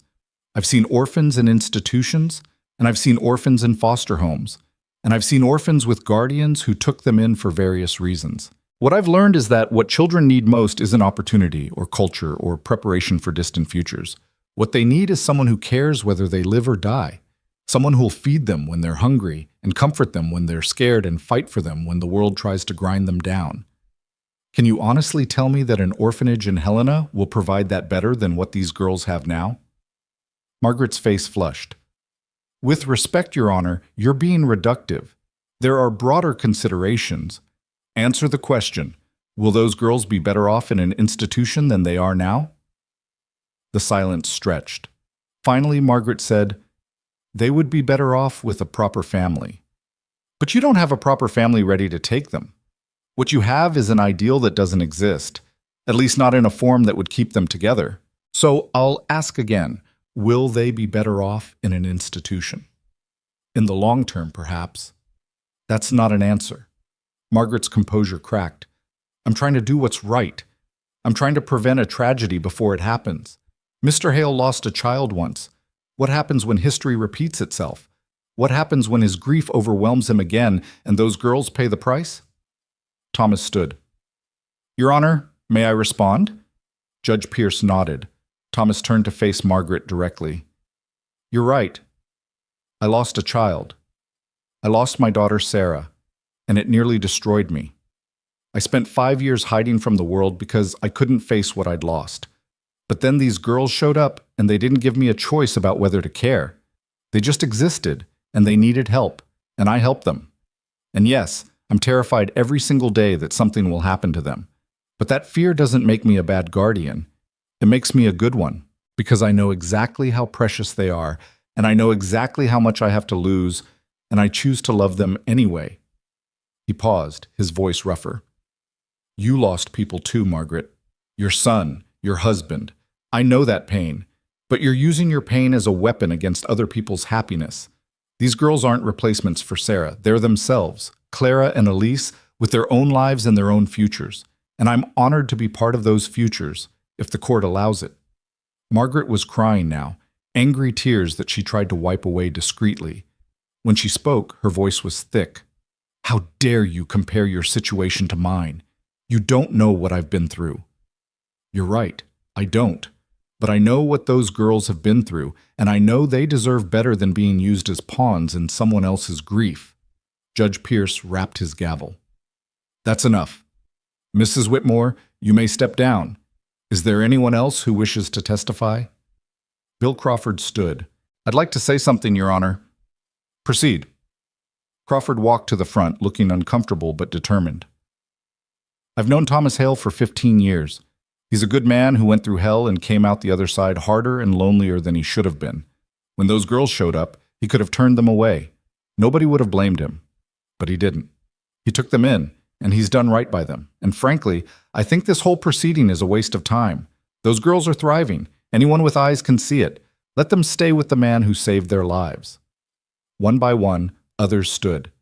Mrs. Hutchins, admitting her own failures and praising Thomas's success. Several ranch families who'd seen the girls in town and noticed the change in them. Even some of Margaret's own supporters shifted uncomfortably, clearly questioning whether they'd chosen the right side. Finally, Judge Pierce held up his hand. "I've heard enough. I'm going to take a short recess to consider my decision." The wait was agony. Thomas sat with the girls and Eleanor, none of them speaking, all of them trapped in their own fears and hopes. Clara held his hand so tightly he lost feeling in his fingers, but he didn't pull away. When Judge Pierce returned, his expression was unreadable.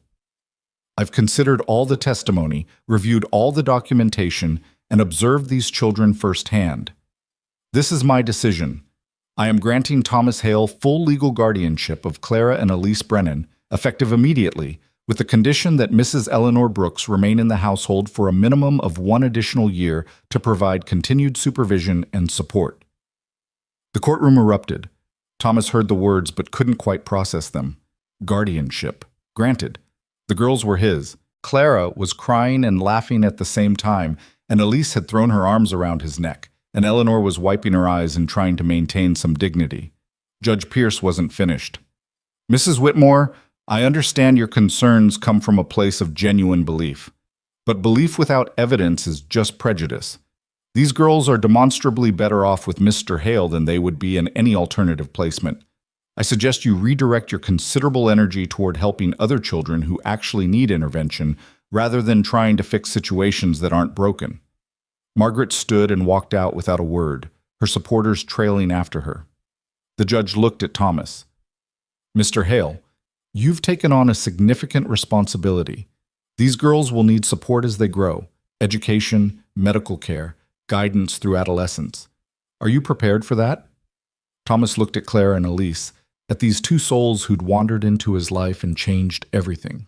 "Yes, Your Honor, I'm prepared." "Then this court finds in your favor. Guardianship papers will be filed with the territorial office. Congratulations." The gavel came down with a finality that felt like freedom. Outside the courthouse, people clustered around them, offering congratulations and support. Thomas accepted them with awkward nods, still processing what had happened. The girls were his. Legally, officially, permanently his. Eleanor shooed away the well-wishers eventually. Give them some space, they need a moment. On the ride home, nobody spoke much. The girls sat in the back of the wagon, holding hands, occasionally breaking into smiles that they tried to hide. Eleanor sat next to Thomas, her own expression satisfied. "You did well in there," she said quietly. "I just told the truth. Sometimes that's the bravest thing you can do." When they reached the ranch, Thomas helped everyone down from the wagon. The sun was setting, painting the sky in shades of orange and pink, and the house looked warm and welcoming in the fading light. "Mr. Hale," Clara said, "you can call me Thomas now if you want." She smiled. "Thomas, thank you for everything, for not giving up on us. Thank you for not giving up on me." That night, after supper, Thomas went out to his workshop, a small building near the barn where he kept tools and worked on projects during the long winter months. He'd been working on something for weeks, carving carefully, taking his time to get it right. Now he brought it inside. A small wooden piece, intricately carved, showing 2 pairs of boots side by side, one slightly larger than the other, both worn but sturdy. "What's that?" Elise asked. "A reminder," Thomas said. He hung it above the hearth in the place of honor. "Of the night 2 girls walked into my life and reminded me what home means." Clara studied the carving, then looked at him with those wise, too old eyes. "You saved us." "No," Thomas said. "We saved each other." And in that moment, standing in the warmth of the house they'd built together, not from wood and nails, but from trust and choice and stubborn determination, Thomas finally understood what Eleanor had been trying to tell him all along. Healing didn't mean forgetting. It meant learning to carry the weight without letting it crush you. It meant opening yourself to new love, even knowing the risk of loss. It meant choosing life over safety, connection over isolation, hope over despair. Sarah would always be part of him. Elizabeth, too. The pain of those losses would never fully disappear. But alongside that pain now lived something else. The joy of Clara's quick mind and fierce protectiveness, the sweetness of Elise's gentle nature and growing confidence, the unexpected friendship with Eleanor who'd upended her own life to help them all. The girls weren't replacements for what he'd lost. They were additions to who he was becoming, a man who'd been broken and had allowed himself to be put back together, not perfectly, but well enough to matter. Spring turned to summer, summer to fall. The garden flourished under Eleanor's care and the girls' attention. Clara started teaching Elise arithmetic along with letters, and both girls grew stronger and healthier with each passing month. Thomas taught them to ride, to rope, to handle the basics of ranch work. Eleanor taught them to sew and preserve food and manage a household. They became a unit, the four of them, not conventional, not what any of them had planned, but real and solid, and theirs. One evening in late autumn, as the first snow of the season began to fall, Thomas stood on the porch watching the girls play in the yard. They were building a snowman, laughing and arguing about where the arms should go, completely absorbed in their task. Eleanor joined him, wrapping a shawl around her shoulders. "They're good girls." "They are. You're a good father to them." Thomas looked at her in surprise. "Father? What else would you call it? You feed them, clothe them, teach them, worry about them, love them. That's what fathers do." Father. The word felt too big, too presumptuous, but it also felt right in a way that made his chest tight. "I never thought I'd have another chance," he admitted. "Life has a way of giving us what we need when we're finally ready to accept it." The girls called to them, wanting help with the snowman. Thomas and Eleanor walked down the steps together, and for the next hour they all worked on creating the most ridiculous snowman Montana had ever seen, lopsided and crooked and perfect. That night, after the girls were asleep and Eleanor had retired to her corner, Thomas sat by the fire and thought about everything that had changed since that winter night, when two half-frozen children had crawled into his barn seeking shelter. He told them they were already home, never imagining how true those words would become. They hadn't just found a home with him. They'd created one, all of them together, building something new from the broken pieces of what they'd lost. Outside, snow continued to fall, blanketing the ranch in white. But inside, the fire burned warm.